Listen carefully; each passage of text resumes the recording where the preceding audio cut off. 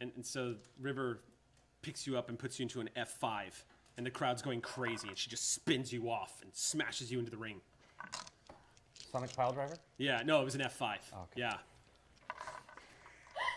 Oh, hey everybody. Sorry. Yeah, it's a wrestling thing. Sorry. I could have done an RKO, but I don't know. I've been doing that a lot lately. So, hi everyone. No, it's named after a tornado because you put him at Brock Lesnar. He puts people up on their shoulders and just goes. There's a tornado named after a movie studio? I don't know. Is there? Anyway, you should give us promotional deals because we just pitched your movie studio. This is how we raise money for the show. Yeah. All right. So anyway, hi everybody. If you're confused as to what the heck the show is, I don't blame you.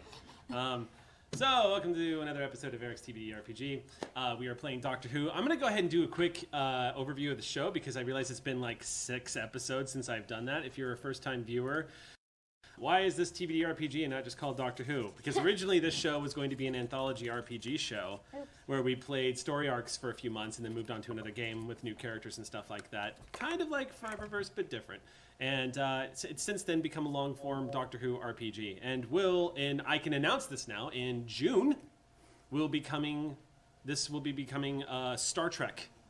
And it will become the official Star Trek RPG show, is the plan. And we're locking that down right now, so that'll be rad. But not before we have lots more fun flying around in the TARDIS and doing our thing. So let's go ahead and just get to our quick announcements real quick. I'm going to lead off real quick just to remind everybody, International Tabletop Day is tomorrow. It is tomorrow. And I'm super excited about that. Last year I've missed the past Tabletop Day, the past one. I didn't get a chance to play. So tomorrow I'm going to be here in studio running Trail of Cthulhu for whoever I can get to play it. But I won't be on stream, sadly. I'm not part of the schedule, but they have a wicked cool schedule. And I think it starts with Ivan at like 5 in the morning playing. What time is it? 6 a.m. 6 a.m.? 6 a.m. Ivan's going to start at 6 a.m. Pacific Standard Time here in California, playing a game that I think he's only just learned how to play. And I think it's one player, and it's about defusing bombs. I don't know, but that should be interesting. I'm not sure. So yes, tune in and also look up your local gaming stores because we have a huge network. This year, our Tabletop Day has gotten massive, and we are doing it all across. Shut up, Jody. All across the United States, and internationally too. So check to see if we've got an events going on near you and stuff. Anybody else have any announcements aside from the awesomeness of Wednesday Club? Sam, would you like to make an announcement about your current state of emotional well-being? I'm excited. Sam is excited, everybody. She just can't hide it. Again, like a little bit of shock. I wasn't sure if they were going to say that, but Sam is in fact excited. Well, also, just this last week, Sam's character premiered on Vast. Yes! Yeah! So if y'all don't know this, Sam has joined the cast of Vast. Or this Monday, rather. Yes, this As Monday. a doctor, no less. That's right. Oh, wow. And Gina's still my captain because Gina's always my captain. Oh. Captain Forever! Oh, Captain Mike. Yeah, so there's that. Season 2 of Vast is in full swing right now, and fans are loving Me it. being on there, spoiler to that. And you guys are in trouble. Oh, so the person who spaced us. Why? Spaced us. Uh-oh. Because I watched We're- the Spoilers. Because more Because fun. Gina, Because my brother because on when the show Jody is an not playing- idiot and shoot things. when- Yeah. so if y'all don't know this, Thanks. if you ever tune into Geek and Sundry Twitch, when Jody is not playing, she's in the chat talking to you guys. We see her all the time. It's great. Because when I'm at home writing, it's like I can pull up, whatever show's on and be in chat, and it's like I'm not in solitary confinement getting work. Oh, and isn't that's what we strive for in life, Not to being be in solitary confinement. Unless you're an introvert like most of us. In fact, I think maybe all of us. And so solitary is actually regenerative sometimes. I'm super quite nice. extrovert. So another announcement, there is a show on Wednesdays called The Wednesday Club that is wicked awesome. Wait, it's wicked good. It's wicked. I mean, we're Wicked doing it awesome. weird. It's wicked and it's divine. Thank you so much for high five. I deserve that. Oh yeah. I deserve that. See, I'm So wearing do you the guys okay. one that I got. what's Yeah, going I on in saw. Wednesday Club? Real quick before we jump into game, what's going on Wednesday Club this coming week? Do you have an idea yet? I think we're doing Brian K. Vaughan. Are we doing Our Brian first K. creator Vaughan? spotlight up. Yeah. I believe. Ooh. Stretching our legs. Tentatively decided on it and are now officially declaring. Yeah. Thinking Brian about K. Von Week on Wednesday Club. It's- I mean, every week is Brian K. Von Week if you've watched the show. But this week we're admitting it. I have to reread so many things. All the things. It's very exciting. Okay, cool. So what time is Wednesday Club? It's Noon. Wednesdays. I have Noon to 2? more coffee has to happen. Noon to 2. Yes. And also tune in tomorrow to a couple of us, I think, will be throughout the Tabletop Day stream. Yes. We're doing I'm probably gonna. we're doing the thing at 1:30 p.m. Two-ish? Two-ish. We'll Yeah. be here. You're going to see a lot of our faces on the stream tomorrow, so definitely tune in. I'm probably going to run in and piss off British all and of clever in like production, 10 but I'm probably going minutes. to jump in at some point and just wave at you guys. They're I writing know. at Eric Band. Yeah, they're like, from keep him out of the building. studio. So 2 other things real quick. The first one is Amy got me these wicked cool things for my birthday. These little books. I love this. Actually my favorite one. I thought the Capaldi one would be my favorite because he looks so rad, but actually I have to confess it's actually the 4th. With his little scarf. Yeah, it gets you the Those are ahs so going. perfect. They Yeah. almost came in time. I love them. But they came in space. And lastly, not related, I just want to voice my displeasure at one of the cast members at Critical Role. I really wanted them to pull one of those damn cards from the deck of many things last night. I'm not going to give spoilers. I'm just going to say there's going to come a moment. Technically, one got pulled. Technically. But yes. So I'm just announcing. Like I was screaming in chat, but of course there's no chat. Hey, I actually have an announcement. Yeah, fire away. today. Tomorrow I'm playing a show in Castaic. So anyone in the LA area who's interested, I just posted the link on my Twitter. So come check it out. Right on. What's the Twitter? Say it. It's LeDunk. There you L-E. go. LeDunk on Twitter. It's And, LE_Dunk DUNC. Yeah, that's right. At LE_DUNC. Cool. It's hip hop. It's angry political hip hop. So if that interests you, come check it out. Go check it out. Yeah. You can watch Cillian, the other side of Cillian Rail. Oh, it's a very different side. That's a good album title right there. The other side. We're also losing Gina at the break, right? You've got to fly. Possibly. I will let you know. My flight keeps getting delayed, so Oh. Yes. we'll see. Okay. Well, no, it's good in this case because you Gina get has to The a one handle. time you want Was your that- flight delayed. Gina has a new handle. Follow her on Twitter. Oh, I do You have a new handle? I do. I've been announcing. Yeah, I have a new handle. It is because it's way too hard to tell people how to incorrectly spell Ginasaurus. So it's now Pocket Gina. Oh, that's good. Yeah. I was like, how do you beat Ginosaurus? Oh, that's pretty good. Yeah. Yeah. I'm a little Pocket Gina. You use your little pocket Gina. So. Your That's tiny accurate. hand gifts yesterday cracked me the Those hell up. were They, amazing. honestly, I lost my mind yesterday on Minds and Crafts. It was the Minds and Crafts is one of And my favorite shows. It was Aw. great. It is. I had tiny hands, and then I also had a unicorn hand, and it was amazing. wonderful. You look like you want to say something, Sam. Yes, What do you want to say? I actually have an announcement beyond being excited. Okay. I've talked about it a little bit on previous episodes, but coming out this coming Thursday, May the 4th, is the issue in the Deaf Poets Society Yay. of Crips in Space. Oh, Yay, right on. I am very happy to be the guest editor on this issue, and along with my co-editor Alice Wong, and I will be talking a lot about it on Twitter. You should go follow the Deaf Poets Society on Twitter and get more details. It's going to be available digitally. There will be audio description edition as well if you are low vision or blind or otherwise have a print disability, and it's going to be about people like me, but in space. So check it out. So basically, people like you.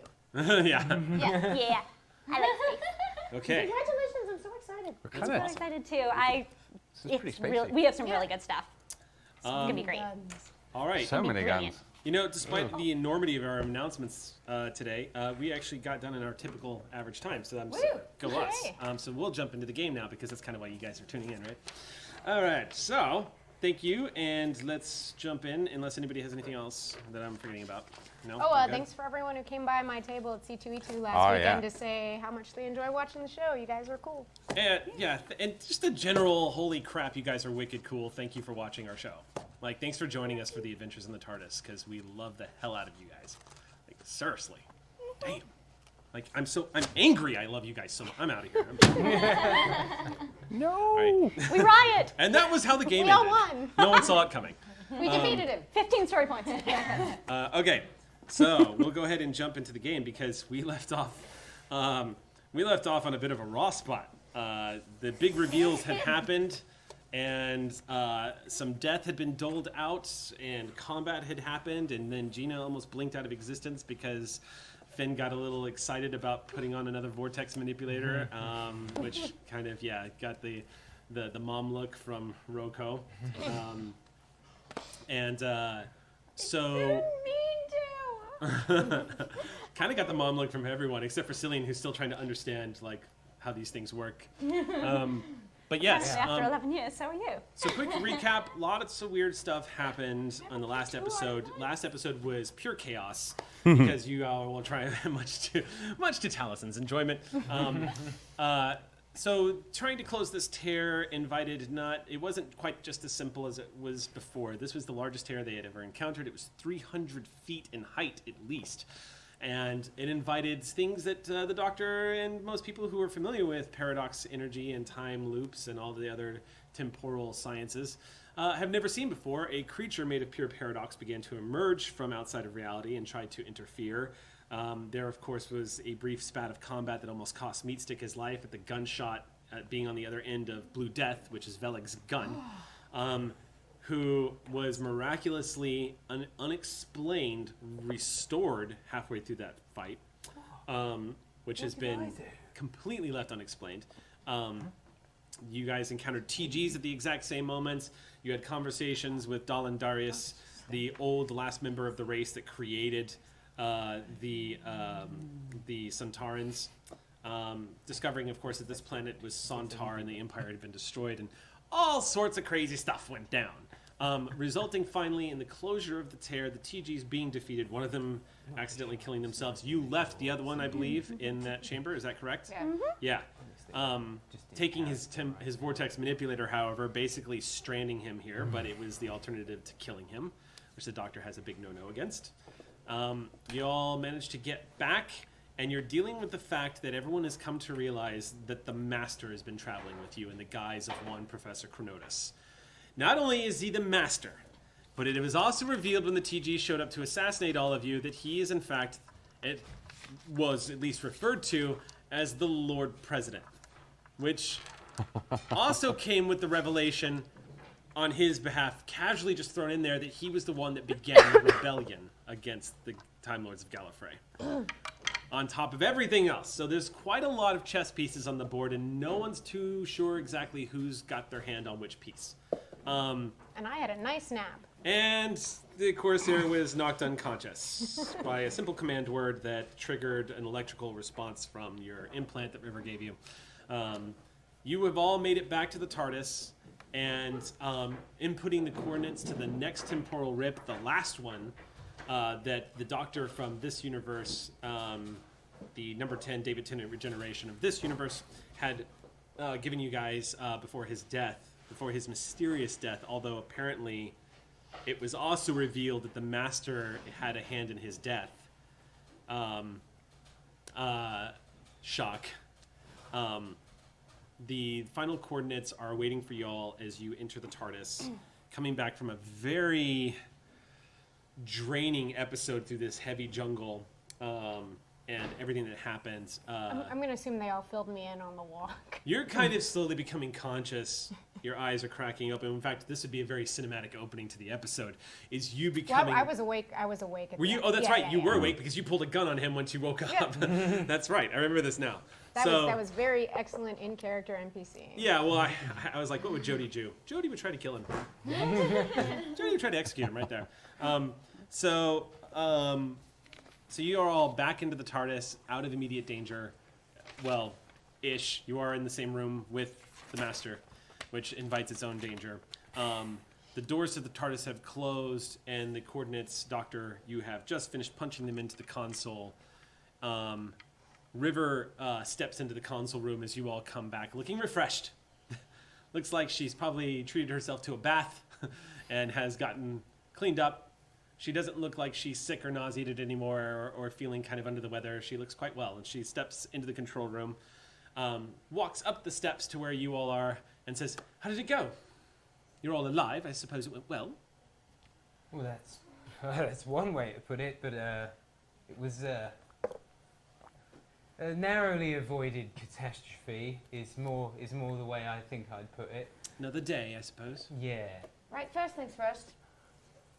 Put her back.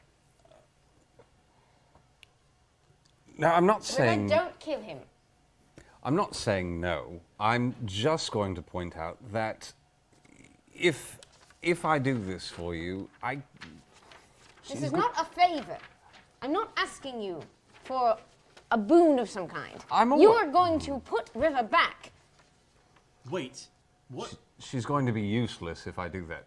Just so you know. I'm pointing that out, that I can just keep my little mitts off for a little while, and then once everything's taken care of, I promise to take care of it. That's not going to happen. Sorry, I just don't know what the hell anyone is talking about. What's the full extent of what you did to her?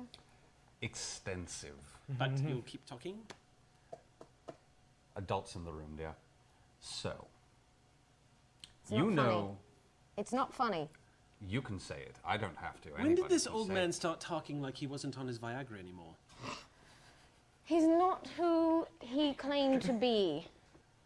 And there's a reason you haven't felt well.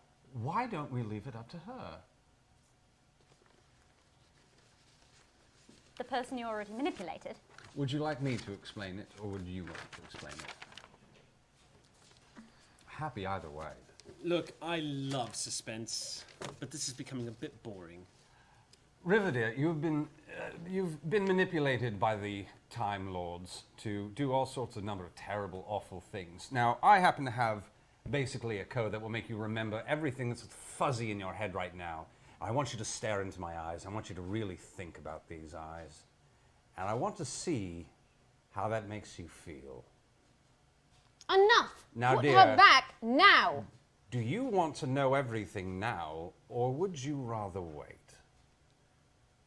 It should be her choice. She looks at you kind of incredulously at a moment, like, but as the silence stretches on and she realizes that everyone's waiting for her answer, it starts to dawn on her that this isn't some kind of joke. And that becomes apparent when the incredulousness begins to fall away, and she looks at you and says, "What is he talking about?" So you remember when the doctor thought I was the master? She wasn't. When you casually point and says, "Remember when the doctor thought I was the master?" and you point and you do your little wave.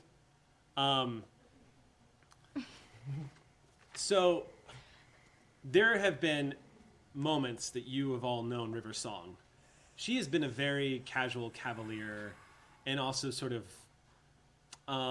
jovial adventurer who's gone along with you along the ways. You've seen the Corsair punch her across the face. You've seen her do lots of attitude. You've seen all sorts of things. And in your time traveling through time and space, you've all seen some pretty dangerous individuals. But you have never seen anyone draw a gun as fast as she just did. It's mind-boggling the speed in which River Song quick draws her pistol. That revolver is in his face so quickly that for a second it looks like a bad edit in a movie. It looks like it just cuts, and the gun This is hardcore. Not bad. What happens? She points the gun at you, and when you say that, her hand starts shaking, and you see she's trying so hard to pull the trigger. Put it down before I make you You shoot are going to somebody at release her random. this instant! What was like that? she Tal? I made said her put it down choice. before I make you just shoot somebody at random, please. She's like, what? This is hardcore. She drops the gun. It just clatters to the floor. Right, out of my TARDIS! Take the gun away from No! me, please. I will release Listen her. to me! I will Listen to me! You will release her. You will not interfere with anyone else. If you want my cooperation, if you want to be allowed to go with us and do... If you want to keep existing, you are going to leave all of these people alone. I'm not asking you to do anything you wouldn't do yourself. Make the gun go away. Then she's free. No guns. Guns don't solve anything. I pick up the gun. That'll Not do. surprisingly. I want you to remember, River, I was going to spare you. This is her doing. Oh, viva la vida. Enjoy. You see, the moment you say that, just Oh, this is going to be ugly. That's enough out of you. and then you just see this. She goes, and she drops to her knees, I'm gonna catch her. and she looks at you. The color drains out of her face, and she can't speak. She's looking at you, and then she clutches you like someone who's on the verge of death, begging not to go. She grabs your collar and just starts looking at you, and she goes, I killed you. I killed you. I killed you. I killed you. And she just starts saying it over and over, and she starts to choke, and you see the tears start streaming down her face. It's all right. It's all right. It wasn't you. And she buries her head as it all starts flooding back into her. Everything she's been doing, everything she's done. And she becomes completely incapacitated in your arms. I kiss her on the forehead and just hold her. She becomes a rocking mess, just sobbing against you. I'm going to go find my room. You stride down, Out in the your hallway. feet clacking against the catwalk as you step into the deeper parts of the TARDIS. Someone keep an eye on him, please. Meatstick says, I will. Oh, sorry, that's Velig. I will. So many NPCs. I don't know if Meatstick's the right choice for that. I don't I'm know sorry. who I Velig, asked Velig for is- this. Zalek, okay. Yeah, sorry. He got Getting- to you too. Are you all right? Yes, it was, if you could maybe burn as much of that implant out as you can without damaging the brain tissue, that would be helpful. Right. You have a lot to fix. If you want to lay down, She's almost unresponsive. She's a child in your arms, sobbing. It's the overwhelming of her psyche right now has rendered her.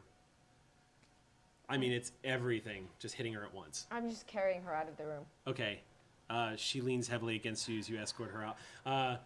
Master, as you're walking down the hallway, you see a young boy passing you with rubbing his head with a towel, and he just says, Which way are the showers? "Oh, that way." Excellent. Toodles. Keeps walking. Stops and just keeps going. You are all now by yourselves in the control room of the TARDIS with the Corsair as the Doctor has led River out of the room. I'm just keeping an eye on the TARDIS console, making sure we're headed the right way. Since I'm Well, it not- hasn't been. Oh. Coordinates have been entered. You guys haven't gone yet, so you're all technically still in the jungle. I bailed. I'm sorry. I mean, I could try to get us there since you and time is sort of the essence. So it's been a long But time. we also since travel through it, so. Yes, it's been a long time since I've flown one of these. I could roll for it. Yes, Might go there is really actually badly. What's there. your best pilot? You I'm bet not your sticks. There's a piloting. mechanic for piloting the TARDIS. Eric, totally Yeah. call how long it takes me to shower, clean up, get dressed, and come back. Being that it's the TARDIS, we can do Anytime this. you like. Okay. Considering. By the way, real quick, because I didn't even know these existed, but I highly recommend anybody who's a fan of Doctor Who going on to the BBC's Doctor Who YouTube channel and looking at all the mini episodes that they release, and they go back a few seasons. One of them is Clara gets into a bit of she has girl talk with the TARDIS, and they get into a bit of a spat, and the TARDIS. Just watch it. They're all very pleasing. The mini episodes are a lot of fun. Okay, so you're gonna pilot the TARDIS out of here. This is going to be a. Oh man, I had this roll. Oh, here we go. What are we going to do about It's actually ingenuity and technology. And do you have? Or yeah, it's technology. And I have Time Lord and Time Lord experienced, if that counts into that. It's just going to. It doesn't have, mechanically. It doesn't count into that. But do you have? Doctor, I think I remember correctly that you actually have a trait that lets you. I have Vortex, which gives me +2 to pilot That's what the it is. TARDIS. Vortex piloting. I don't have that. Well, I mean, it makes sense. Go ahead. What was it? Technical? Ingenuity, technology? Vortex-born. No, No, I don't. Ingenuity and tech. Vortex-born. Oh, that was well, pretty yeah, good. 22. Okay, no, that's good because basically, you're being a Time Lord means that I'm not gonna give you a bonus, but it means I'm not gonna make it. It's not as hard because you actually know Gallifreyan and know how to pilot a TARDIS. So, okay, think these folks were having some conversation while we went to. Okay, cool. And then- once we're going, I'm going to disappear into the TARDIS because I'm going to see if if the Corsair from that doctor's reality stashed alcohol around the TARDIS like I did for my doctor. Because we clearly need some. I don't know. I totally picture it, to be honest. But yeah, the whirring of the TARDIS, which I think is actually back there, so I don't actually have it. Forgot to bring it over here. But yes, the whirring machine, the sounds of the TARDIS as you guys begin to move into motion again and begin to enter the time vortex. Did y'all have something you wanted to do or contribute or anything? Y'all are just in the... You guys watch the Corsair basically hit the lever, just, and the TARDIS begins to go, and then she kind of gives you all a look as she steps out of the room. And the three of you are in the TARDIS control consoles by yourselves. Don't push too many buttons. I am not touching anything. Don't worry about that. I don't know what to do about the Master Roko. First of all, we need to know what it is exactly that he did. He's been messing with River's mind, but we don't know what he's done to her. And also, what did she mean when she said she killed the Doctor? Isn't the Doctor immortal? Well, you've seen what Finn has done to the TGs. If you shoot them while they're regenerating, they don't come back. But she did. She must have. Not in this universe. Oh, this was in another reality. You're not from here. The one from here, Yeah. she killed. Bloody hell. So who's this one then, if she's not the one from here? Where did she come from? Where you came from. This is very confusing. but I think I is. follow you now, Roko. I think I Imagine do. what I it's think like I running it. understand. He's influenced so many of them already, and the Corsair is not a weak psychic. For him to have implanted anything in her means I don't know how to protect you if he tries. Giving him ideas. It's rather why I waited until he was gone. Yeah. He created the resistance. We've been fighting for him to try and find him this whole time. All So- these years were for nothing. The things that we did, the information we got, the temporal guard we took down. It's all Oh. him. It's all. It means nothing. Hey, there are people. He gave me this arm. Do you know how?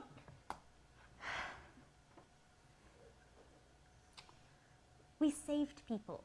People are in this universe who would not be if not for what you did. And not for what this did. This has protected me. How many times?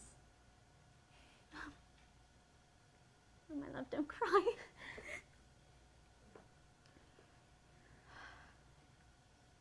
We're gonna save him. We're going to save them all. But you know I need you. Because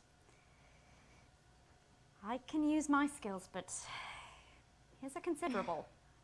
And Mine are only blasty.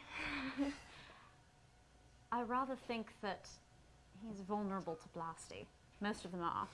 They have to be vulnerable to something, after all. Everyone is.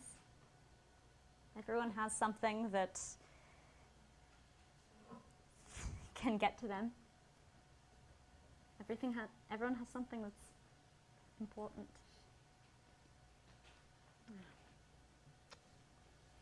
I'm going to come back in with a big bottle of whiskey and a whole stack of glasses. Anyone for a drink?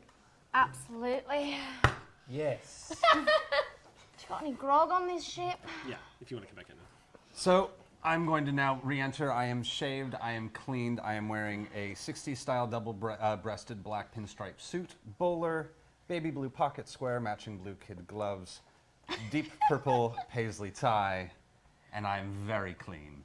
Good lord. I will definitely take some of that whiskey as well.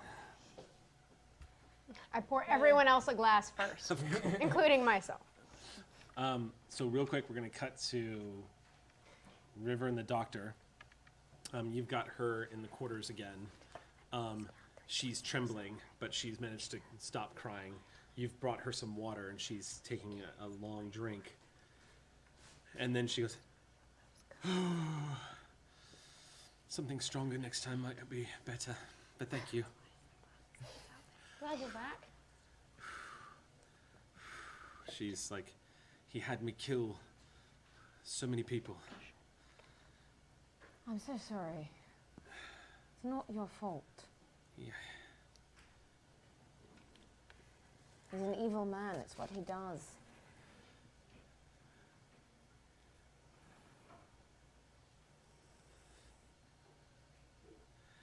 I knew the Corsair had been captured and I wanted to rescue her, but I was not allowed. He wouldn't let me. How much did you know as it was happening? I don't remember any of it while it was happening. Yeah. I just kept motivating it. I kept coming up with excuses, but I wouldn't remember the people he killed. He wouldn't let me remember. Is it back now, all the fuzziness? Yes. Well, rather, the fuzziness is not back. It's... Right.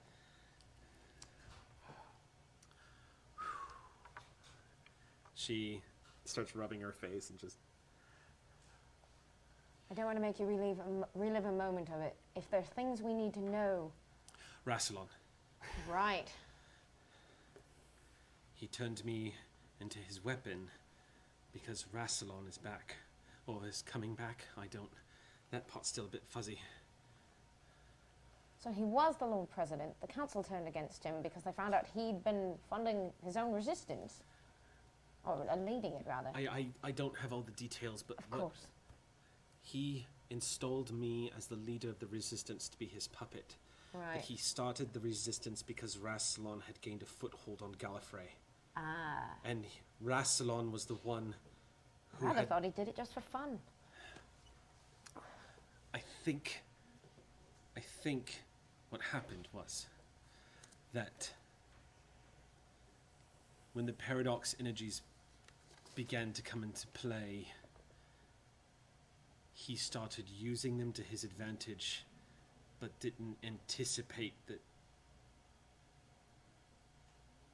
I don't know when Rassilon came into the picture, but it wasn't something the Master calculated. And when he began to return, the Master realized that there was a real threat to the universe and started shifting his priorities, I suppose. And then I think he lost control of the council, and Rassilon turned everyone against everyone and started harnessing the temporal energies. And I'm not entirely sure, but I know that at some point he basically became the only thing keeping reality in check. And then There's a history with Rassilon in my world, too. I've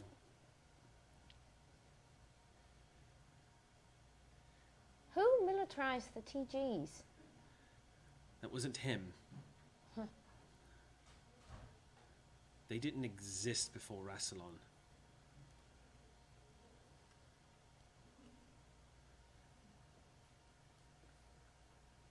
I wouldn't expect you ever to forgive him for what he's done. Can you work with him? I don't know. That's fair. But since you and I are finding ourselves in a moment of unusual honesty with each other, I think I have to confess to you that I don't think I'm going to be much use to you for right now, darling. That you've survived at all is a miracle. I couldn't ask any more of you.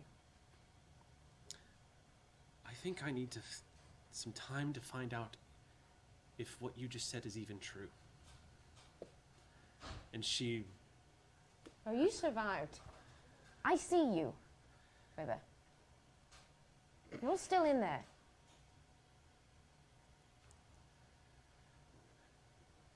She puts on a brave face for you and kind of leans back and she says, I see that too.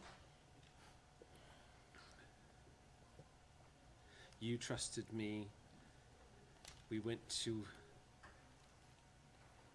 Right after you were finished recording your message, I shot you through the chest in both your hearts. And then one final shot while you regenerated.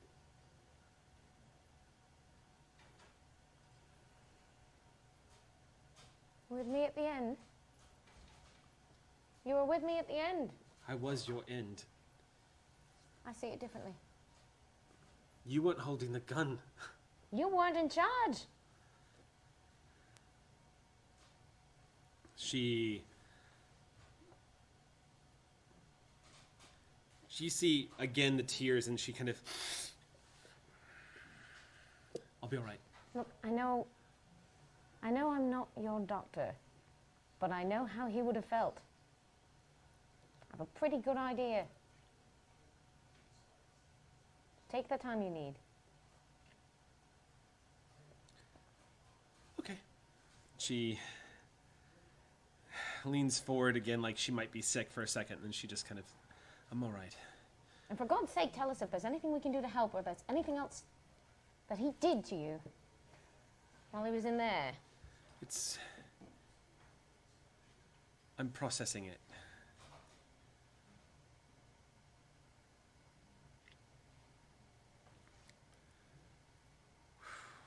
I guess I forgive you for sticking up all over my TARDIS. I'm very glad to hear it. I'm sorry. It's all right. She's like, no, it's... I'll be all right. I think I just need to... A bit early for jokes, right? I'll take him. I'll take it. Anything that feels like you again, I'll take it. I just need some time to, I just need some time. Time can work in our favor.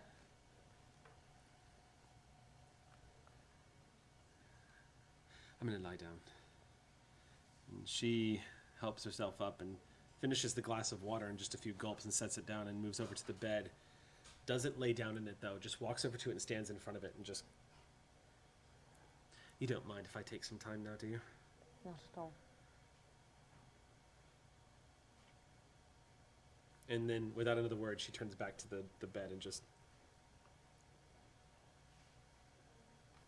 I mean, the enormity of what her psyche must be wrestling with, you can only imagine. I'm not in an interrogate for answers mood here. Sure. That's she's definitely someone who... It was all hitting her all at once, but now her brain is probably trying to organize it. Yeah.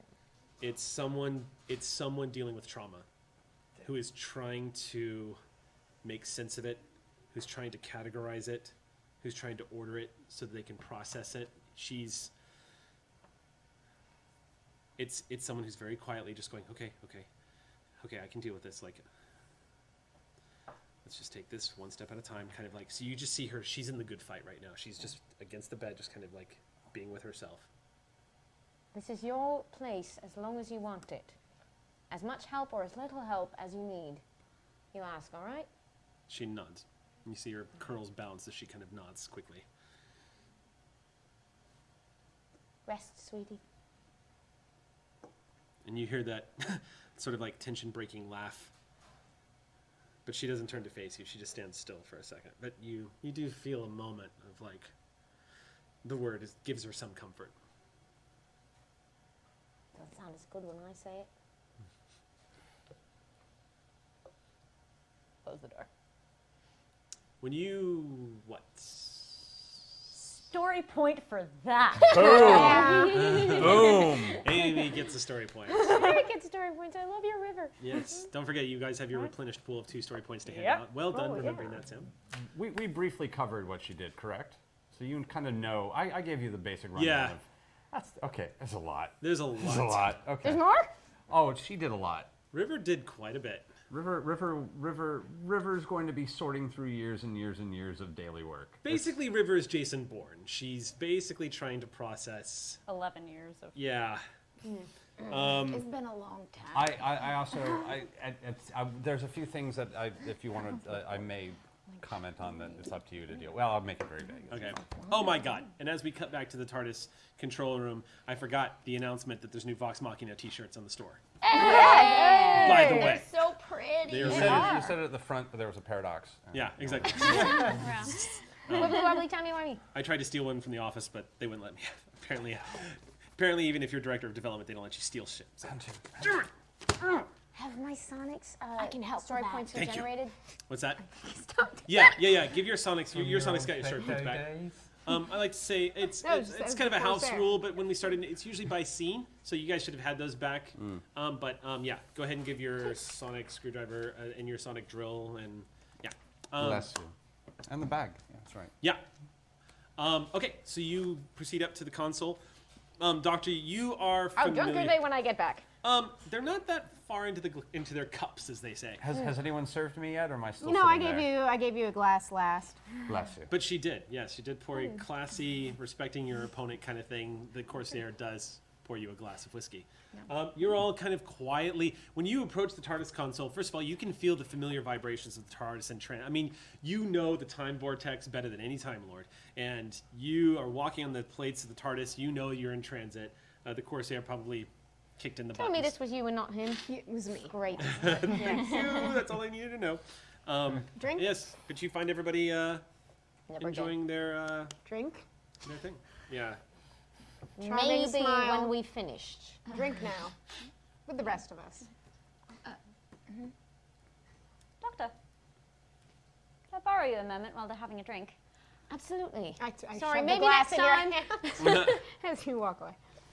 I think there might be something going wrong with Finn's arm after that whole incident. Could you perhaps take a look at it? Oh, absolutely. Yeah. I draw in. Can I hear that? That was said That was said in the room. Oh, for the room. Would you like me to take a look at it? I'm What do sure you it's think? not very much. I'm sure the doctor has it. It's a I'd be simple happy to be cybernetic made device. useful in any way I can. I will You've done enough. certainly keep Really that in haven't. mind. I'm quite sure we'll have discussions about ways you could be useful. But The offer stands open. duly noted. Fantastic. Yeah. We'll just be right back. Okay. So, So Corsair. What's your sign? We're in a different room, yeah. Yeah. Right? If you guys are gonna go, you guys are leaving. So the three of you, Yeah, Cillian, are gonna go with them, or is this just a? I think Is that's this a companions I think meetup? if you're staying Yeah, you can and stay. keeping an eye. That would, on them or what? you know, on the TARDIS or Yeah, Can you whatever. watch the ancient Yeah, I powerful Time figured Lords at the it's- TARDIS yeah. console, Yeah. please? Yeah. Thank you. Okay. All right. Cool. Cillian just kind of like watching you. Everything this guy says is sinister. He offers to help, and it still sounds like a threat. you should be excited. The most powerful person possibly in the universe is only interested in keeping you safe. You know what he needs? He needs a new name because the TGs are out looking for him, the High Council's out looking for him. You can't be going around as the master. I'm the They'll find you. master. I mean, Yeah, come no, on. you came up with such a great That's name for very- me. Come up with one for him.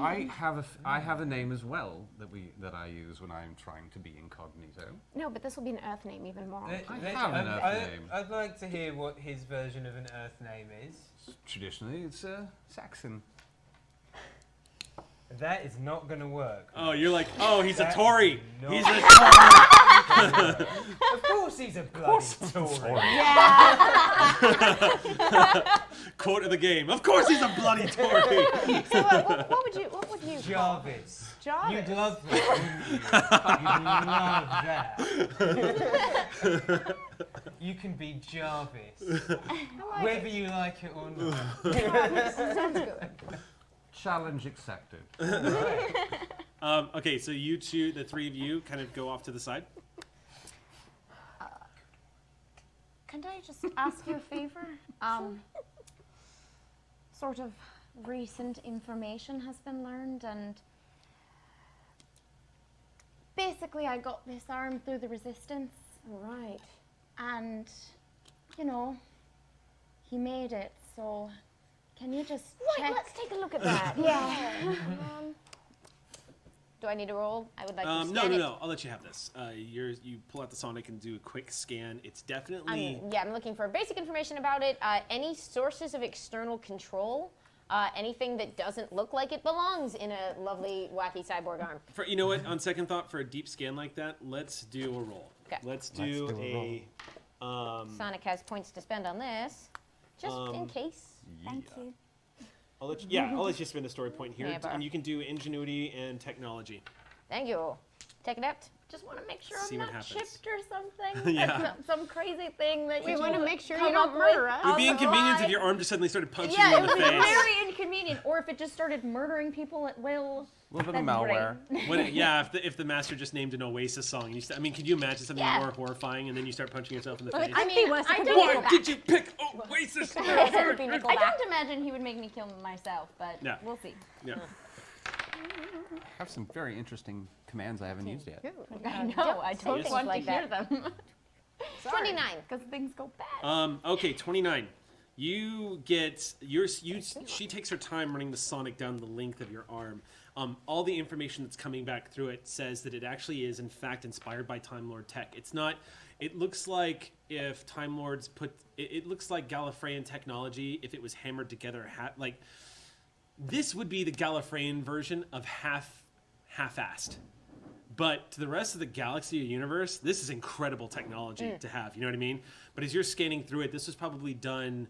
It was modified probably on the fly, but this is basically like triage styled cybernetic tech that's been installed in her, and you're not detecting any. There doesn't seem to be any sign of any kind of control or any kind of. It looks like it's linked directly into her neural pathways. So it's incredibly Cobbled together. advanced and definitely a part of her. Beautifully cobbled together. Here's the thing, though, That's Doctor. all right. If there is any method of control, it's going to be neural in nature, which means it won't be coming from her arm. Right. The only thing that can get in here is your mind. Great. But that can be difficult. Give me Well. a Roman centurion. I can't shuffle. We're taking like BSG levels of paranoia now. That I can certainly could try just to ask. It's not exactly that far-fetched of a paranoia. No, it's true. After we've seen, yeah. It's not paranoid if there's really a master. Yeah. And at this point, you all hear the boom of the TARDIS landing. Well, There we go. See? I guess we'll take it as it comes. Yeah. I'm not going to let him get you. I like his mind much too much. Roger, if you can, keep an eye out. We can't trust him, but we might need him. As we've established, River's going to need years to come back from what he's done to her. And if there's anything I can do to help that, Really? I know. Sorry, I mean, no, that's... I know everyone thinks I hate her, and that's understandable because I rather thought I hated her as well, but I didn't hate her. I hated losing Finn. Just the way that she hated losing him, her doctor. And I understand what that can do to a person even before they're manipulated by that person. I do seem to have quite a bit of luck in the people I find. Yes, you're rather extraordinary, aren't you, dear? That's not what I meant, but... It's all right. I agree with you. All right, enough of Right, this let's low do face. Let's go. Just, if you could not let the Corsair get me drunk, that would be fantastic. That would be great. I don't. Never doing it again. I'm only so powerful, Doctor. I'm terribly sorry. Right, okay. Some things are just out of my capacity. I know Silly won't be any help. All right. No, he won't. I get to be the designated. As you guys read to the TARDIS console, the room, you see Zeeps is in front of the master, going. So you lived inside the whale? Oi, kid!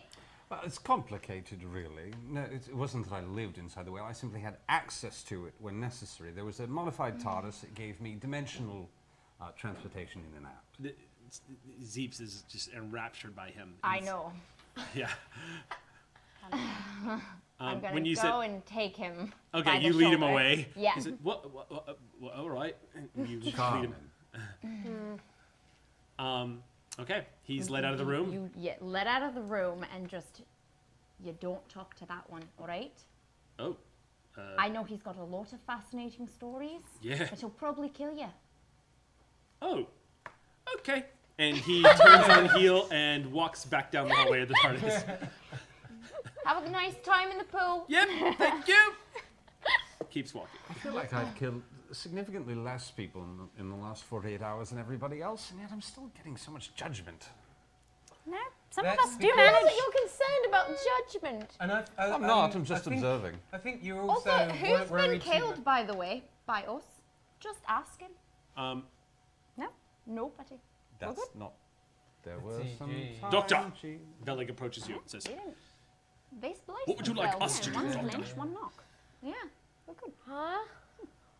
Me and the one I rightfully destroyed and is somehow still alive." Right. And Meatstick goes, "It was a very good shot. You were very close." Says, "Yes. I shall stand further away from you next time so that you are properly disintegrated." I have, Terribly glad you're both all right. I don't think we need any suggestions from you on this one. I have a very good suggestion for Meatstick, at the very least. You do not I get am to awaiting make- your suggestion, Master. I thought Finn. Yeah. Oh, Master Finn. Master Finn. Has his name changed from Master? He's Jarvis Oh, now. it's a bit confusing. Yeah, It's call him Master. what? Jarvis. Call him what? Master. Jarvis. What? Don't call him Master. master. Very well, Jarvis? Master Finn. What shall I It's call him? Cillian's idea. I think it's quite a good one. Call Alright. him nothing. Seem to have Very well, It's, nothing. you know, incognito. Thank you. Jarvis. Just a little payback, as it were. It's very brazen for someone who's worried that I've put tech inside of them. Tell us why we shouldn't be worried. How does it? I'm not telling you not to be How? worried. I'm just offering myself as a resource, please. You hear knocking at the door of the TARDIS. Oh my, I believe we're here. You two sit this one out just for now. I don't think we're enough as is. Thank you. Meatstick looks at you for that order. It's all right. You can stay here. Very well, Master Finn. Try to have some fun. Go find Zeeps. Take care of him. Perhaps he should. I will take care of In Zeeps, the- Master in the Finn. non-lethal And he sort turns of- on heel and begins to walk away. Perhaps And- he should just occasionally use the monitors to keep an eye on River in case she does something inappropriate with her chronological movements. Like decides to end them. Might be nice to have some eyes on her in case she does something rash. I can keep her from killing herself, if that's what you are suggesting. Oh Lord, I shouldn't have had to say it out loud. Velig says, I can kill her before she kills herself, thus stopping her from committing suicide. This ends. She is demanding asylum from your empire. You will protect her at all costs. Do to not get listen her to this man. No, For that's God's actually sake. not a bad idea. Disturbing is how Velig is treating the concept of suicide, but not all that unusual for Santarin, who is just all about destroying. But he also doesn't. I'm not disturbed by Velig. Yeah, just that the conversation has come up and the way it's being treated at this particular moment, and Velig just seems to be just completely, typically Santarin, not very sensitive to the subject, and is just standing at attention, waiting for the order. I need River alive. If you could stop enjoying for one moment the consequences of your cruelty. I don't know how. I would wish if you I could. could. Velig hefts down the gun and when you are Poor done incapable talking, creature. may I kill something? Let's start with him. You know, See how that goes. We do have this visitor, though. Yeah, should we check? the Knocking temperature again maybe on that before note. Opening the door. Just trying to be helpful. You hear somebody saying something on the other side of the door. Can I look at the monitor for the front door? The doctor has. Finally, a sensible person. It looks like a man standing outside the front door wearing a headscarf of some Human? kind. Human Maybe you're not sure, but the angle of what the TARDIS is showing, it looks like probably human. Yeah. What's he wearing? It looks like he's wearing. It's difficult to tell because it looks like it's nighttime out, but it does look like he's wearing some kind of leather vest, a flowy kind of shirt, and a headscarf, and he's just. Ugh, no, don't let him in. landscape? Huh? Landscape? Just from what you can see in the monitor, it looks like possibly dirt. All right. Day, night, It's night. atmosphere. It looks like it's totally breathable. I mean, he seems to be doing just fine. I would like to shapeshift before we open the door. Good call. Velik goes, well, when you decide what you want to do with me, I shall be downstairs organizing your entire library. And he turns and on heel and steps down. Actually, pretty. He's so useful. Sensible thing I've ever heard someone say. My God, that was sensible. And leaves you all to it. Right, let's meet our new friend, shall we? All right. You step down. I casually draw one of my 3 guns and just have it. It won't be necessary. Just in case. You open the doors to the TARDIS. Yes, hello! You open it up, and the man is knocking. The smell of alcohol immediately hits your face. That one wasn't me.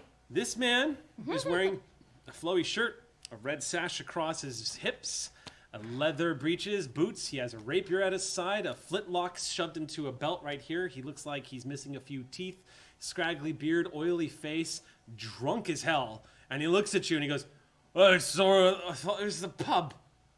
Oh, I like him already. Is this the tavern or not?" I push my way through. You shove your way past him and he just goes into the sand.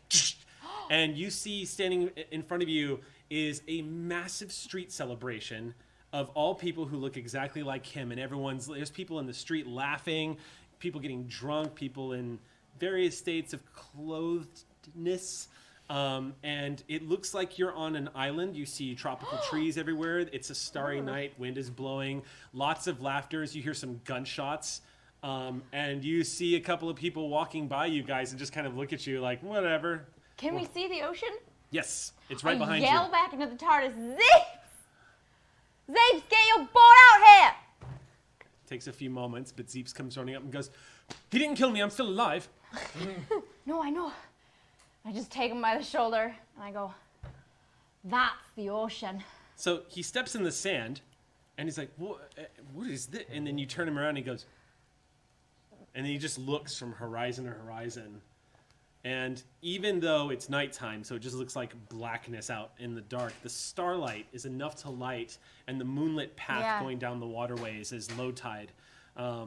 He just gawks, and it looks like... I just start breathing in the air.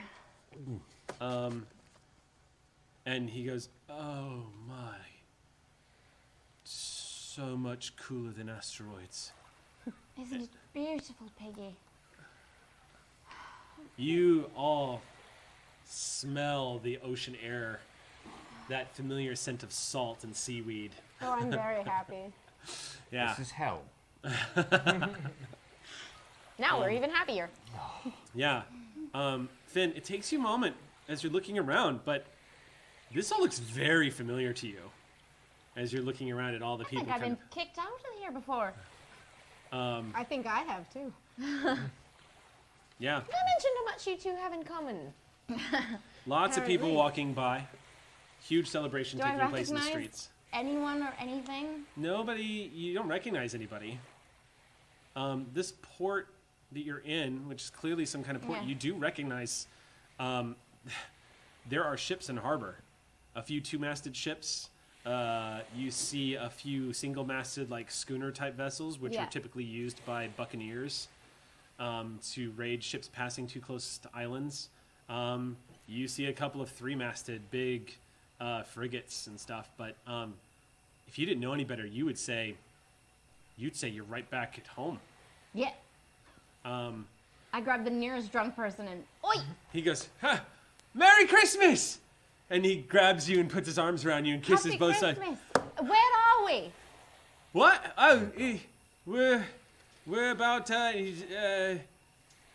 we were sailing a bit drunk. I don't know where we landed. oh, you're in Dead Reef. He smacks you in the shoulder, and you're quite lovely. You're gonna do just fine here, you. Year of our Lord, What? and it's the Year of our Lord. She's so drunk she's forgotten the year. He shrugs. 17 something, right? Right. He laughs and Right. stumbles on.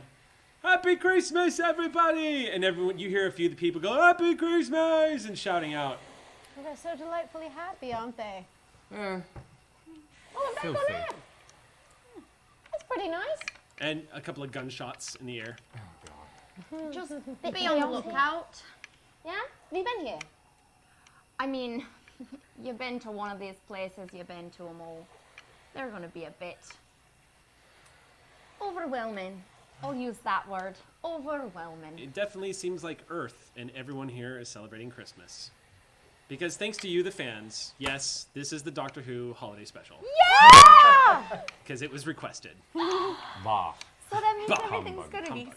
easy peasy. We'll Yeah. teach you the true meaning of Christmas yet. How many Travis. Christmas trees do we get attacked by? PlayStation I don't know. Vita. Christmas palm trees. It's, Was that named Dead Brief? What's that? Dead reef. Dead Reef. Dead That Reef. makes much more sense. It was briefly dead, but now it's okay. Yes. You don't necessarily... You see the celebration in the streets, obviously they don't have here in the Caribbean, they don't have a lot to no. go on with regards to Christmas lights and stuff at this particular period in time. I'm guessing y'all are sort of entering the township, or are you kind of making your way into town, or what are you Let's doing? take a look around. I feel like my That's outfit already fits Water perfectly. phenomenon. Yeah, you're fine. I can lead if you want. Sand in your shoes, master. Already. Of course, there, you still got I that am- run. Gets everywhere. I just showered. Oh, okay. Moving into town, you see a lot of people. I'm just occasionally Let's going, hope we know how to hey, better." happy Christmas. Oh, everyone's speaking your language. When you say Happy Christmas, you see somebody off on the side. You see they've got a menorah lit off on the side, kind of just standing there next to it and going, huh? Huh? And then you see one guy go, yeah, yeah, and then yeah. And then they meet up and you see them smash cups together and they stand off to the side. It's so yeah, but everyone's kind of celebrating. Everyone's doing their thing. Apparently, you've arrived on Christmas Eve, and everyone's it's getting close to nighttime on Christmas What's Eve. my year? I remember it. I'd have to go back and look, but You just told us early 1700s. yeah, I didn't Oh, give an okay. exact date really. Got it. And what year did they say this was? 17? You also notice Something. Something. one of the there's as y'all are walking through town, there's a big celebration going on, and as you're kind of like taking in the jovial atmosphere of everything that's happening around you, all of a sudden, as y'all are walking, you're kind of like somebody immediately puts a mug of beer in everyone's hand, like people are shoving it in, like, "You're sober? Why are you sober? Drink something. We could be dead tomorrow, mate. Drink." True that. And then kind of moves off. One guy comes over to like put a mug of beer in the master's hand. He stumbles up and goes, stumbles away from the I net. take- Like I he take it. sees the look and just goes, no. Same with you, Cillian. Everyone's just time I shoving showed you drinks my in everybody's home. hands. It doesn't take long before everyone has alcohol as they're kind of like walking around. Forgive me for whatever happens to me tonight. I will find some Just gin. saying. I will find okay, some dear. gin. You will find some gin. Even rum. You see there's a couple of open tables at what looks like a typical, probably never existed, but yet there it is. It looks like a tavern that's been converted from a shipwreck. It's like this hull kind of sticking up out of the ground with the bowsprit pointed straight in the air and a pirate flag flapping in the breeze. And a bunch of people outside drinking in a couple of open tables. And a few, lives is all a over again. few people who are drinking and not completely clothed. Men and women probably should get a room kind of stuff going on. Pirates. Any passed out drunk people? Few. yes. Yeah, oh yeah. Face down. Can I search their pockets Oh for my gold? god. You see, as you see, come across one guy who's We just gotta face down pay in the for sand. drinks, don't we? You give We him don't want a another pub situation As like you're we giving did in him a- London, do we? then as you're giving him the pat down, you hear him from the sand just go, "They've already robbed me," and he goes back to laying. He goes back to just laying in the sand. I'm just sort of eyeing the ships I can see as we go by because I never knew what happened to my TARDIS. Yeah. And that was Was its it a last ship? ship. Yes. You Small sailing vessel. none of them look familiar. Yeah. You see a lot of different It's, types. I mean, it's a needle in I'm a keeping universal keeping haystack, track but- of every ship's name and how many masts it have. I am memorizing everything. Okay. Okay, so after a few minutes, you as y'all are wandering through town and kind of taking it all in, Keeping an eye on my Sonic, obviously. If there's an enormous tear in the Yeah. universe somewhere around. Your I'm Sonic also is keeping picking an up eye if I hear any jingling on anyone. Yeah, well, your Sonic is picking absolutely no energy up at all. That's a bit You odd. kind of buzz, there's nothing. Anything from the pocket watch? Nothing. It doesn't seem to be reacting to any paradoxical energy at all. Well, this is odd. Well, these are the coordinates? No, What? as you check. What? Your TARDIS is taking you somewhere else. But You just took us to pirates. maybe the God TARDIS bless likes you. me more than you. I put in you put in the coordinates. I just turned her on, Right. not the way you do. Not a This favorite. doesn't seem very helpful. You hear a shout in the street suddenly. And as you kind of turn, it sounds a little different from the other shouts and cries of like celebration and laughter and lust. And you realize that everyone hears the same shout and people kind of clear. And you see in the middle of the street suddenly there's like the best way to describe it is kind of sharks versus jets. You see kind of like an opening spread out in the streets, and you see two people showing down, stepping off apart from each other, and lines look like they're drawn. All of a sudden, the crowd just sort of coalesces around it. It's all happening like a bunch of pack animals responding to a rival pack. Ooh, entertainment. And you hear one pirate next to you, guy goes, "Oh, damn!" And he sets down his mug. He pulls his table over and sits behind it. And Stuck back there with him. Who are these then? he's like, "Those two are the ones that are gonna ruin everything." And What? he just goes back into his mug. Have they And- got names? Well, and then as he says, you hear, "Ahoy, Catalina!" "Ahoy, Bart!" You hear that from out in the street. I jump behind the table. Well, this is all very fascinating, but obviously none of our business, and we best be moving. Oh God, you've got that look. Is it that I'm not listening to you, look? So you're going to stay. You're going to learn who these people are, and you're going to decide to get involved. Right, can't even hear you. There are two. I have just assumed this position and just like I'm actually right I next. sat down, put my feet up on a table, and grabbed someone's mug as they walked by. And I am right next to Finn. The universe is going to be such a destroyed, long but time. no. Let's go settle a bar brawl. We have a time machine. I mean, no, we don't. So the two people facing off in the street. One of them looks like older man, probably in his early 40s. So I shouldn't say older, but he's in his early 40s. But looks like a weathered sea captain. Very well dressed. Sort of all the colors kind of faded from the coat that he's taken from the French naval captain that he took. He stole it from probably years ago. Vest, guns all over him, sword, backed up by a lot of pirates behind him. Stepping across from him, you see a woman with just brilliant, fiery red hair and stringy from probably like soaked in seawater over and over and over and over and bleached by the sun. And she's got it braided back. Half of her head has been shaved, and she has tattoos all over her neck. Men and women lining up behind her, pirates everywhere. From the looks of her, she looks like she's got some. It looks like she's wearing a Spanish style. Like you can tell from her clothing is very Spanish looking. It has sort of the same frilly cuffs, the looks of a Spanish naval officer almost. And when they show down, the atmosphere on the street gets quiet. Have I heard of either of these people since No. they shouted their names? Catalina apparently is her name, and his name is Bart.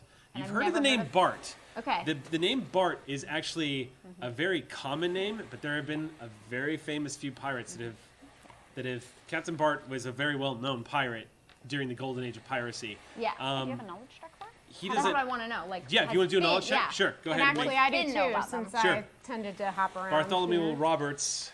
Yep. Go ahead and make your roll. See if What is that? Yeah. It's going to be. This would be a ingenuity and knowledge. Oh no. Of Well, course, there's like Bart's a name. Why would you name somebody Bart? Yeah, double one. Cillian, Like the Simpsons. Double ones? Nah. is this a Christmas? 14. 14. The fighting.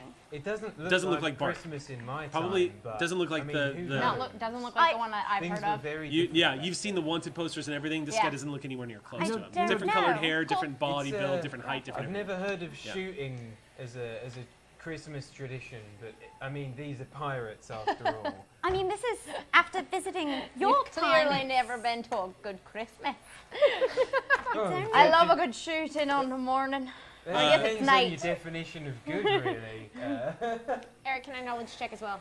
Sure, go ahead. I've picked up bits and pieces. You You don't like- know what the squabble is. Maybe you stole a couple chickens. Real You quick, guys Gina, are I have like to the check in with you Vikings, huh? Yeah. because I just need to time this out. Do you know Yeah, if you're going to I be? think I have to leave. Okay, cool. The flight is getting pushed back to normal time again. Okay, then we're going to accelerate a little bit. Okay. 23. 23. You've never heard of either one of them, Okay. but definitely not the Bart of fame. Okay. The famous Captain Bart. You know, if you just give this a couple hundred years, I'm sure it's going to settle itself out. I really don't think we need to get involved in it. I'm really some- enjoying not listening to you. Somebody steps between them, runs out, and goes, "No, no, you know the rules. You know the rules. All right, what are the rules I like then? that person. So long as Old Man James is still in charge, neither one of you have the right to do this. No one makes claim on Dead Reef. We agreed. You see two of them, the two captains are just staring at each other. help, our there's- universe is collapsing. There's a murmur of agreement that goes out, but it looks like the showdown was about to take place. But when he says the name Old Man James, everybody starts to calm down a little bit. And Catalina, I'm not even going to attempt a Spanish accent because I'm terrible at it. Catalina says, Steel's ridiculous anyway. Catalina says, "There'll be time enough, Senor Bart. Time enough." And she gives him a look, and her group starts to move away, and Bart watches her go. And you hear him mutter, as "I'd scalp her if I could." I don't know if I like What's that Christmas. I've sort of wandered close and I'm doing my bystander thing. Okay. It's like, Well, what's that that you're, all about? so you're actually still near that pirate that was drinking at the table. If you want to ask him, he's there. Or if you want to go into the crowd, it's up to you. Should have just done what the BBC does and gone Welsh. Sorry. Yeah, yeah, exactly. Sorry, carry on. it's probably more reasonable to ask the guy that I'm already Wherever sitting you wanna next do. in front of. Right, what's that about? Oh, you must have. Are you? We're new in town. Gives you kind of like. Port? New in port?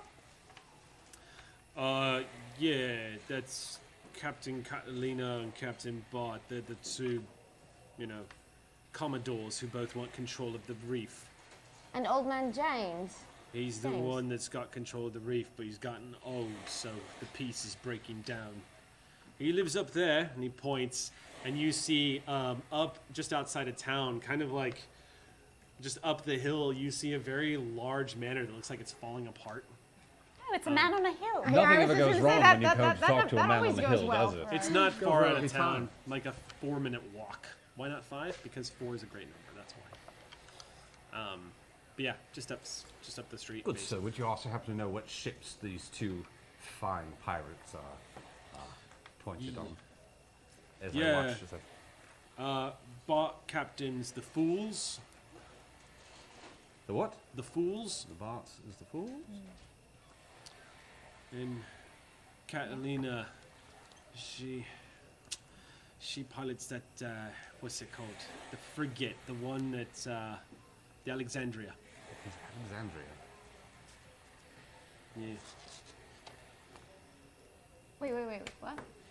the Alexandria. The Alexandria. Good name. Alexander. Yeah. Yeah. Yeah, good name. That's why I was like, wait, what? What happened? That was me. Anyway, happy Christmas to you. This place is probably going to burn down by tomorrow. He drinks. Or the Royal Navy will kill us all. And he, Yeah, happy Moves. Christmas. yeah, he moves off. He again gives you a salute and keeps moving. He's so right. He seems awfully certain it's going to happen tonight. Do you think Old Man James is in a bit of danger? Let's go see if we can find someone on the hill worse than this one. If we could figure out why the TARDIS took us here, that would also help. That would help too. She does have her own mind, more often than Is not. the TARDIS on the way? No, it's behind you guys. Okay, but everything's pretty close together here. Yeah, It's just like a manor. in the It's street. I say it's on top of the hill, but it's basically just like an incline, and it's at the edge of town. It's a manor that oversees the it looks like this was probably meant to be a port, but they gave up.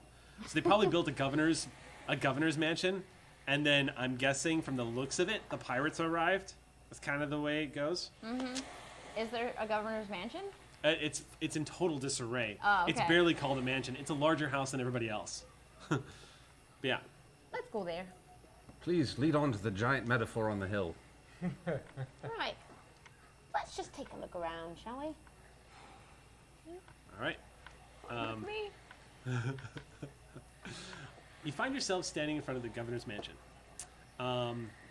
There's a pirate out front who's just got his legs kicked up onto a chair, and he's sharpening what looks like a old saber. Older man sees you all walk up and says, "What you want?" Right. We were supposed to meet with Old Man James. We got his letter. You flash the psychic paper. He looks at it and goes, "Whoa." Ship's doctor of the good ship Gallifrey sent to take a look and make sure he's doing well. Yes, I'm the doctor. Well, we haven't had a proper doctor since the last one was killed. Come on in. Right. Don't say anything. Yes. Security pretty light. You open the door and step on inside. The place is indeed in disarray. It looks like this place is both a storage locker for a pirate ship and a house. You walk in and find old hemp ropes that have been stacked up on top of each other that are probably rotting. You can kind of, I wouldn't say the place smells bad. It smells musty in here, like an able-bodied seaman lives here, basically. And you hear the crackling of a fireplace not too far away. As you enter the foyer area, there's a rug that's been moth-eaten. You see a rat run by you. And you hear conversation going on in the next room. It's not... Should we have brought presents? It's not- I think we're doing this wrong. I have a bottle of rum I stole off of someone who passed out on the street. This will do. Spend a story It's point. all right. If you Okay. And I'll give it to you. were That's fine. going to cure him, I still don't have my think glass. a present is necessary. From when we were drinking, Health is your gift. Oh, okay. I'm going to put it up to the door and start listening. Well, there's no door. In fact, there's no doors in here at all. And Yes. all of the doors look like they've either been removed from the never hinges or mind. rotted off. That's why you're able to hear the conversation. As you're entering the conversation, you hear what sounds like a younger man saying, "Captain, we can't keep the peace much longer. They're going to tear this place apart. You're going to have to pick a side. You're not going to be able to keep control much longer. The men know you've gotten old, sir." And you hear an old man go, "I'll do what I've got to do when it's time to do it. Leave me alone." Right, hello? You kind of round the corner and see into what looks like a study area. This place looks a little bit more nicely kept. It also looks like it's being used as a bedroom. But you see old bookshelves, and you guys see artifacts and treasure. Like, this is a place where an old pirate stashes his favorite stuff. You're seeing globes, paintings of, like, kings and queens that have been stashed or swiped. Religious artifacts. You're seeing gold piled up onto a desk. You see there is a boa constrictor that is very much alive and is wrapped around what looks like should be a stand for a parrot, and it looks like it's sleeping kind of nicely. And swords, flintlocks all over the place. A young man in front of a fireplace next to a large chair where you see an old man sitting. Looks very decorated, wearing the long coat and stuff like that. Bald head, bit shaved. He is obviously of probably...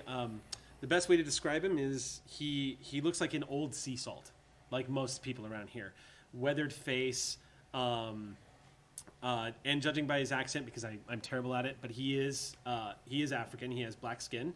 Looks like he looks like he's lived his entire life at sea. His eyes are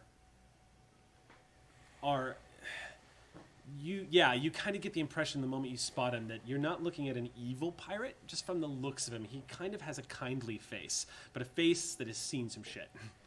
And when you say hello and you all walk in, he stands up for a minute and goes, he kind of looks at all of you and goes, "Who?" And then he freezes, and his eyes widen for a moment, and he looks at you, Finn, and goes, "Captain.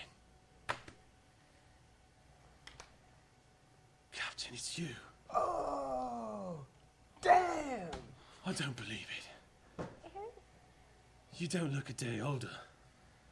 And you recognize the hoarse voice of Tall Jem. He must be at least... immediately run over and hug him. You rush over and throw your arms around him, and he... Jim! The old man hugs you. Look at you! You're He- even more handsome than you were.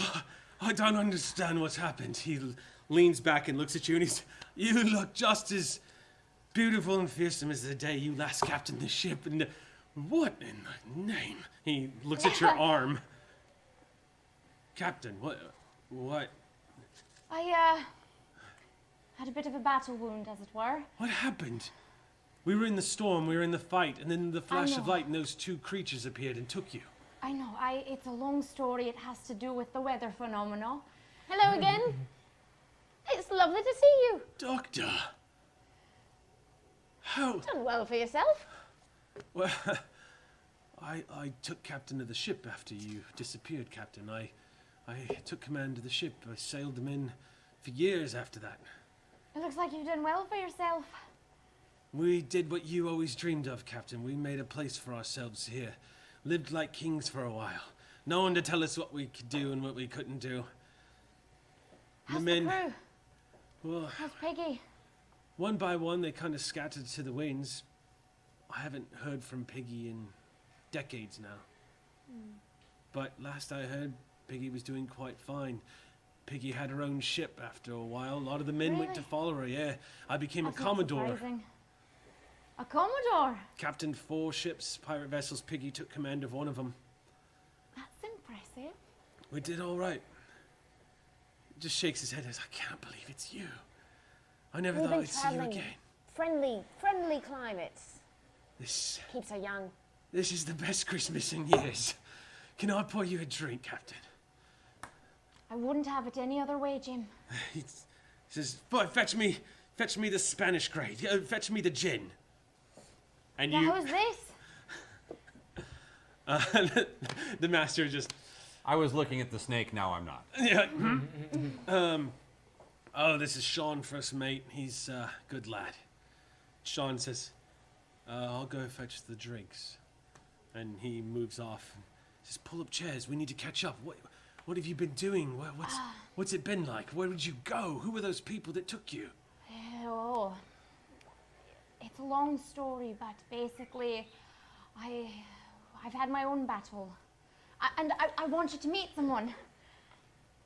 This is Rococo. This is Tall Jim. Yeah. Oh, the one who had a... Yeah. Hi. Hello, good day, evening.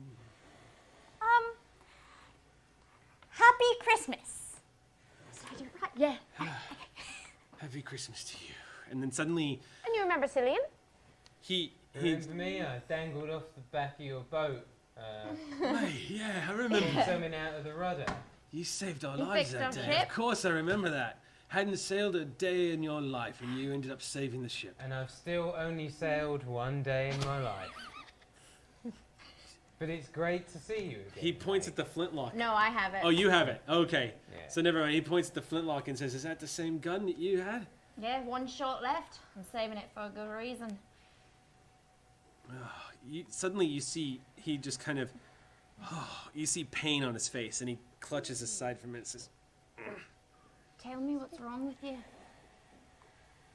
"I'm dying, Captain. Yeah, we all die. What are you dying of? I'm old. That shouldn't stop you. Well, Be amazed how well you can do with a long knife. 1700s though.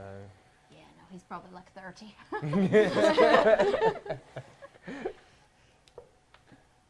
no. I'm dying, Captain." He says that with sort of a solemn smile. He says, Reaper's been standing behind me for a while now. Everyone knows it too. Is that Hope why you've they been think that- telling him to shove off. Looks like you have. For a bit. I can't leave until things get settled or the two captains of this town are gonna tear everything down. We saw a bit of that. Anything we can do to help? I don't know. Maybe. But the two captains of this town both have different ideas of what should happen next. Got one you're leaning towards? Honestly don't know. Bart thinks we should hand the port over to the British. He wants to become a privateer. He thinks truth is, he stops and he says, "It's over, Captain. The age of piracy's done. Don't say that. You haven't been here. Believe me, I've been many places. Some, trust me, the act of piracy does never die. That may be true, Captain, but I'm telling you now, those that haven't been killed by the Royal Navy have joined the Royal Navy. Pirates have realized that there's actually a life to be made if you take a letter of marque. And a lot of them have, and believe me, I've been tempted. I've seen pirates actually live to an old age and become governors of their own towns. The men given full pardons and treated well. Bart thinks that's our future, and he might be right. He scratches his head. He says, I've just seen too many pirates burning out in the salt. Hulls burned to a crisp. I've seen too many hangings. I've seen far too much bloodshed, and it's getting worse. And then there's Catalina. He shakes his head and says, Catalina wants to return to the old days. And believe me when I say the old days, she wants pirates to do everything the pirates did. And I mean all of it. Well, it sounds like you're leaning towards one. I want to relive the glory days, but I've been here for a while, Captain. I governed with some moderation, and they all followed me. Now I've got to pick a side. I don't want to see anyone die anymore. I'm tired of it. And look around, Captain. Look what I've done for myself. I've done well. Yeah, you have. But at the end of the day, I realize now, and he just takes a scoop of gold and just drops it all into the carpet, and he just, all of this, it's like you always said, this doesn't mean a damn thing so long as you've got some white sheets and a boat under your feet. Sailing, that's where it was at. The Royal Navy has sent all of their ships of the line. There's no future in piracy anymore. There's just none. There's none. And I see it. Catalina doesn't believe that. She wants to let her men loose on every port and every village to do whatever it is they want to do to whoever they encounter, and to bring back all the gold and booty that she can, just like the old days. And Bart wants to surrender his sword. Now I've got to make the choice. And here's the thing that they don't know yet, Captain. He takes a letter and he hands it to you. Go, read it. As you open it up, you see a stamp of the British Royal Navy. And essentially the letter reads in fine print, there's a man who calls himself Captain Roger Thatch, who claims to be in command of 6 warships. He's been sent here on behalf of the Royal Navy to either extinguish piracy or to offer letters of marque for those who would take the king's pardon and sail in his name. You have until December 25th to decide. On the morning of December 25th, according to this letter, Port Dead Reef will be destroyed by order of His Majesty.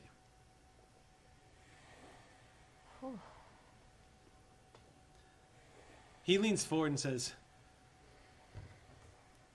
I'm an old man, Captain. I have an old man's wisdom, but I don't have the fire I used to have. Tell me what to do.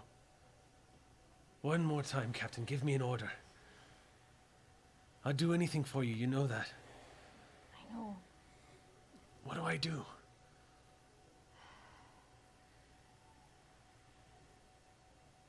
There doesn't need to be any bloodshed, but you know it's not going to be easy convincing a pirate not to die for their honor. Tell me about it. 6 warships, if he's telling the truth, Captain. There's no stopping that. Well, how about you be the wisdom and I'll be the fire and we do it together? You see some of that fire come back into his eyes have almost milked over from cataract and age, and he smiles and says, There it is. We sail one last time, Captain. You and me.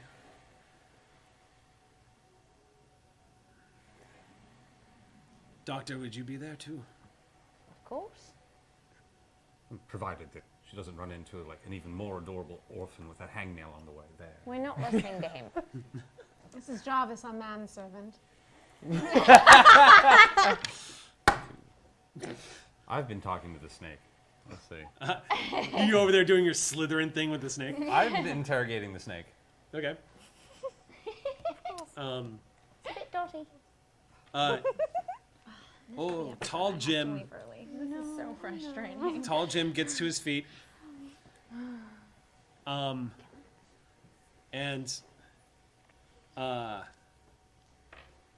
He says, this could take some time.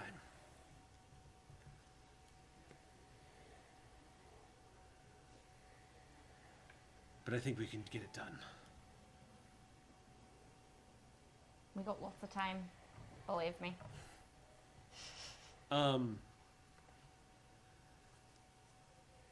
So I'm going to do a storyteller interjection here, because we've reached a point where there's a really great opportunity to do something that would give us a break and let Gina depart and continue the episode in a really good way. And there's really no way to inject it with the story, so it's going to be a storyteller suggestion I'm going to throw at you guys. What we can do now is, if you guys want, what we can do, Gina, is that you guys can depart in the TARDIS and come back, and you guys can have, I mean, it's Christmas. I know, and that's perfect because I just said we have plenty of time. Yeah, it's true. Yep. So what we can do is we can now go, if you want, Doctor and everybody else, we can go and you can stay here with Tall Jim for one last adventure that we can talk about, and the rest of us can go have the rest of the Christmas episode with you guys' story. Yes. That seems. Yep. How does that sound to the players? Please Sounds don't do good. it without me. So we can do a Christmas centric episode for the rest of our party here, and then we'll do the last ride, the last adventures of Tall Jim and Finn. A Boxing Day special. Yeah. Hopefully. So then we'll do this. Yeah, that's Let's do like a cinematic cut. You're like, Finn, I want to help, but we have other places to be. That's all right. This is between pirates. Don't worry, I won't do anything. I will absolutely worry. You will absolutely do things. I know. And I will miss you terribly. I miss you too. Right, go swash and buckle and things. Oh, I'm so tempted to stay, but there are bigger things to take care of now. Yeah, I'd love to be a part of blowing the crap out of the British Empire.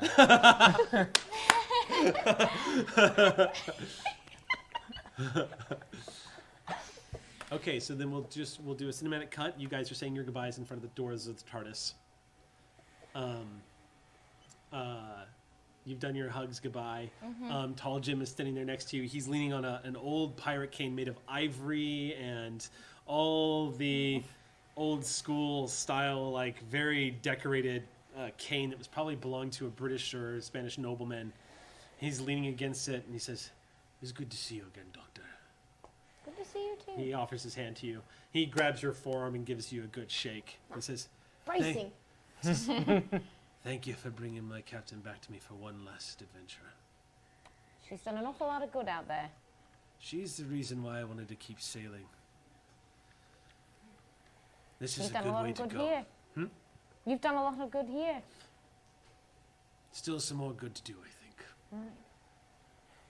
Well, get about it then. All right, you step back into the TARDIS. Everybody, you give Finn kind of the "see you soon" kind of look. See you soon. And the doors of the TARDIS close, and you guys watch one last time as Tall Jim gives you all a wave goodbye, and the doors of the TARDIS close, and the wheezing, grinding sounds, and Finn, you watch that TARDIS begin to fade from existence. Don't forget to come back. Yeah. We don't know what year it is.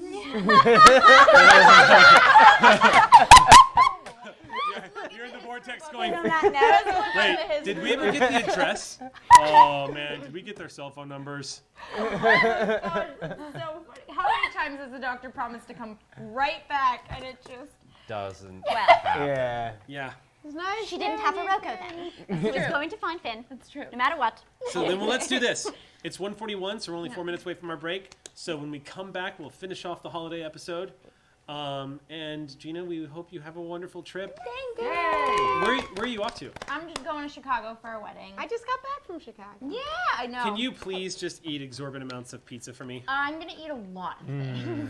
a lot of food, and then a lot lot of free I love drinks pizza so because it's much. a wedding. So And you I'm happy. get my other donation story point for all the awesome that you've done in that whole sequence. That was super great, and oh my gosh, Zeeps. All right, Oh cool, my guys. gosh. You paid off something from like 4 That was episodes. amazing. I know. Yeah. I know. Wasn't that cool? That You know was how long great. I've been wanting to. Well, you done did it. I You know. paid it off. I'm just Master, as impressed you're getting you back into remembered the that TARDIS, I little imagine you've detail. stolen some of That's that so jam. cool. You're just- No, it's. I been brought thick my own because I've gloves. been wanting to Okay. And I had have a him pig pour in my because that stuff's filthy. But I don't Especially get to have with a you pig being in an alcohol. ocean It farer cleans and all itself. that. All right, gang. So we're gonna do our This is 10-minute break germaphobe. now, and we'll see Gina next Friday. And stay tuned. We'll be back in about 10 minutes. Stay tuned.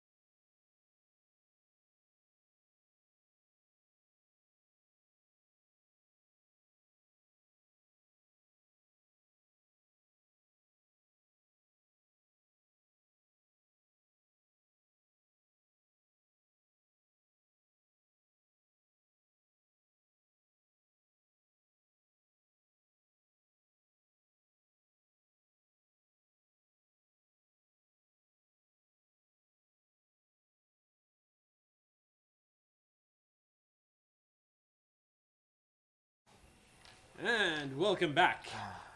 We had a little bit of a longer break than usual because the coffee was out, and we needed more coffee. That was- Terrible. Yeah. I only have like an inch of it. especially Taliesin, who's you've gotten what, like 45 minutes of sleep in the past Something 48 like hours. that. And it's gonna keep going till Saturday are out night. of your Sunday. Sleep, all of you. I'm pointing at Duncan. You can't tell because we're in different halls, but I haven't slept in years. I tried this. I It- tried to sleep. It didn't work. I'm with Taliesin on that one. Every week, I know I'm showing up like, oh, I've slept like 3 hours. Well, I've slept 2.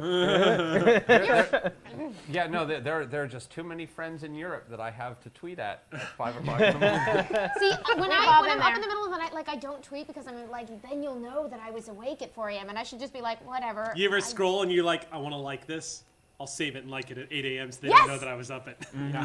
Really? Is that People do weird? that? Like, No, I do that all the time. I just Mm-hmm. don't care what time people. I say. take I'm like a 5-minute internet break. I every sleep hour. like a Yeah. normal person, and I do wake up at 5 a.m., but it's after the sleep part. you It makes it lost much me. easier. Normal 5 a.m. What? On that Anyway. note, I just want to say to all the fans, I do see you guys tweeting me during the show, and it's so much fun. Y'all are having a great time. I love the tweets y'all send out. It's so Oh, I much can fun. start looking at the hashtag again. I had Yeah, stopped totally start looking for at a the while hashtag. because Oh, yeah, that's Yeah, right. yeah, yeah. it was full of Taliesin. Lots of Finn love. But now we get to watch, and Thank it's full of Everyone loves Taliesin. Gina. Yes. All right, so let's go ahead and jump back in. We have 1 hour. So let's hour. see. Let's see. We have an hour left. right. Who has Get run by to the Schwarzenegger. TARDIS. So get to the TARDIS. I love it. Not the paradox. Go! Get to the TARDIS! Oh my god. How is into a that whole only other just thing. now happening? I don't know. I don't. I don't know. Schwarzenegger becomes the next regeneration. Oh god. And back in the TARDIS. Okay, so sorry. The coffee's working. So He did time travel in one of his first films. yes, he did. So he would have to be the naked doctor, or he'd have to show up and kill somebody and take the. Okay, we'll get back to the game now. So yes, we're gonna soldier on. Gina is off to Chicago to eat pizza that we dream about, and or we're that I going- just ate all last weekend. Rubbing it. we're gonna move forward here. So let's jump back in. We have an hour left. Let's see if we can keep this from being a two-parter. I think we can swing this. The TARDIS. You guys jump back into the time vortex, setting off to see if you can get the coordinates to work this time. Yeah.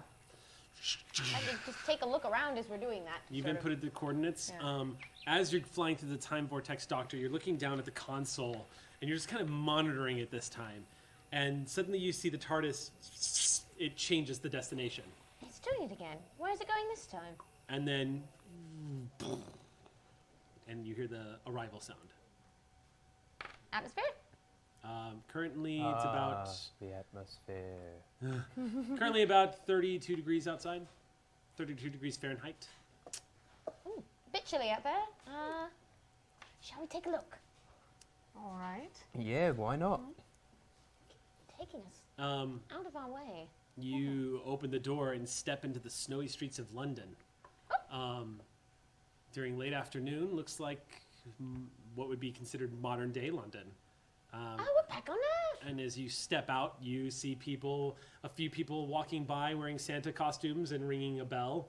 And it looks like you're looking at the holiday season is in full swing here as well.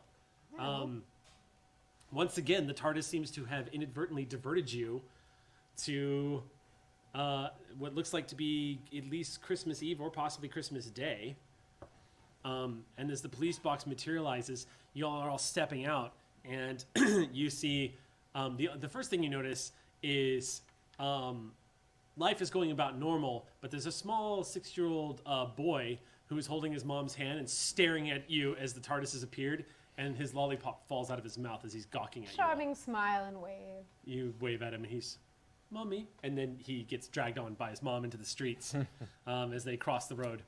Yeah. Should we We're a take bit it? obtrusive, aren't we? Should we take it as a bad sign that the TARDIS seems to want us to have a nice holiday before we go finish saving the universe? It is a bit odd.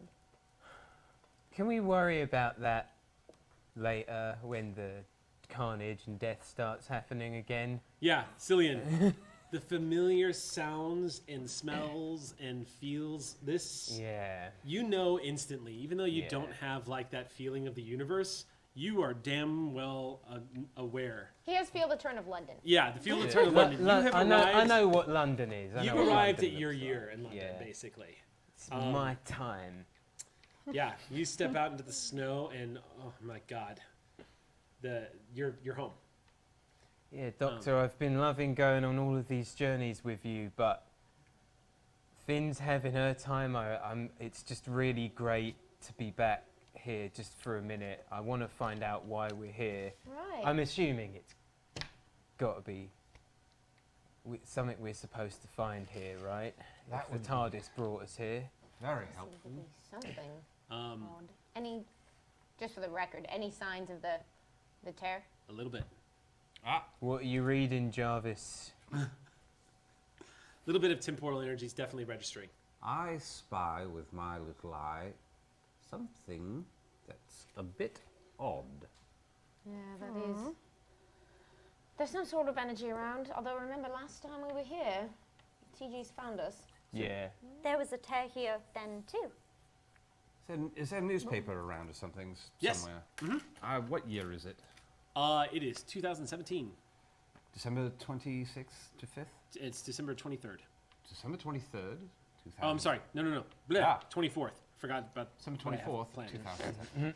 GM had a We're in the moment. future, guys. Yes. Yeah, there's the future. There's something in the future. Here we go. I'm going to have the humans are dead by the flight of the Concords in my head now when you did that. You're welcome. Yeah. Right. All right. What do you think we should go after it? We should take a look around. Yeah. If there's anything you need to say hi to, though, I know it's been a while. That's all right. I have a feeling deep inside. Oh yeah. Oh, yeah?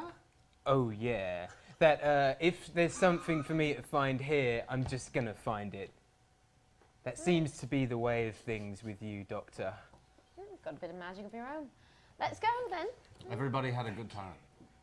Everybody had a good year. You two are vibing, and I'm not sure how I feel There's a about it. conversation happening. A song that's being said. I'm so lost, and I'm so lost. I Yeah. was quite excited when you took the correct magazines from the apartment. Yes. We were having a little moment there. If you could just Please don't get feeling along it- with the you're feeling in psychopath. your head, just say something. Yeah. As you all It's fine. It's all fine. As He's you in all my enter head, onto the isn't he? streets, what you notice as you take the newspaper and you're looking at the year, and you guys, as you're stepping out of the streets, what you notice is you're actually only a block away from the old TG base.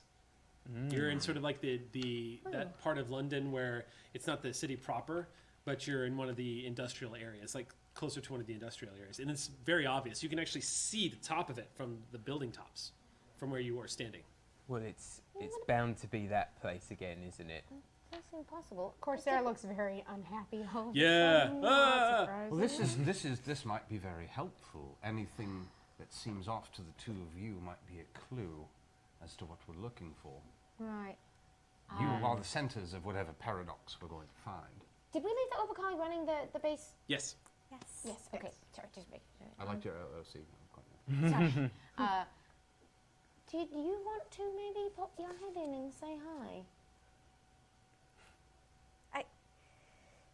It would be good to see if they're okay. I know that last time we were here, people were disappearing, and I just want to make sure that they're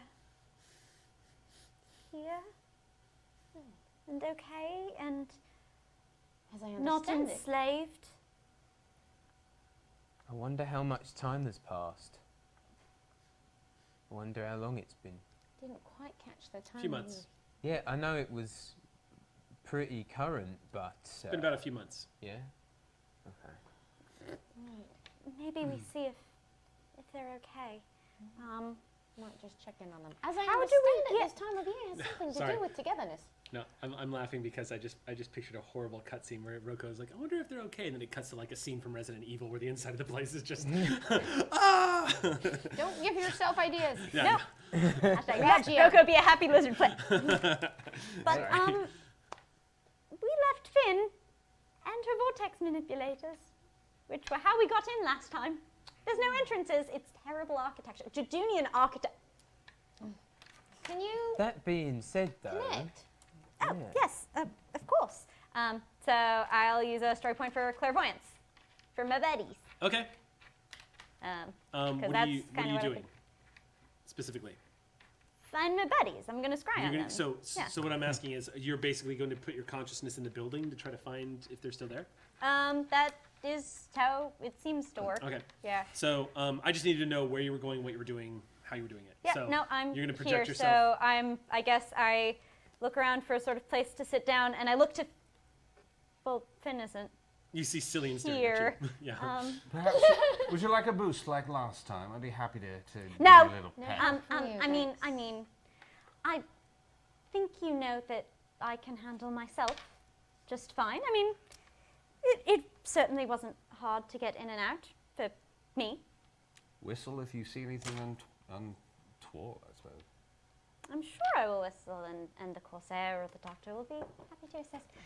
Cillian could I need a moment with the Corsair before, Just- after this happens. stabilize me a little bit while I go in. and how do I do that? What do I do? Okay, so one arm, and I just sort of show, and it's not quite like Finn, but It's it'll not be. quite the same. But I will say it is nice when Cillian puts his arms around you because it is freaking cold out here. So you These immediately mountains begin. they get cold. You immediately begin to feel some of that human body heat, and you're like, ah, that is nice. Oh. Any human Oh in a my- storm, eh? Oh. Oh my. That was out of character. All right, now I would like to spend my story points before this gets weird. Okay, you spend a story point. So what happens is you spend a story point, you close your eyes, and you feel yourself, again, that familiar sensation of you stepping away from yourself. Entering into a completely different state of consciousness, another plane, so to speak. And the moment you step out, you can hear the sounds. They're not, since you're not using telepathy to connect with the other people that are around you, you can still see sort of like the glow of people walking around and their sort of psychic energy that everyone innately has that's either dormant or not. But you see the presences of life forms everywhere.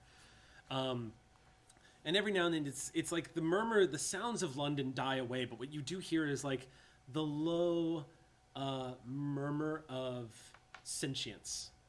The life's ability to identify, I am alive. It's that undercurrent of the universe taking a deep breath.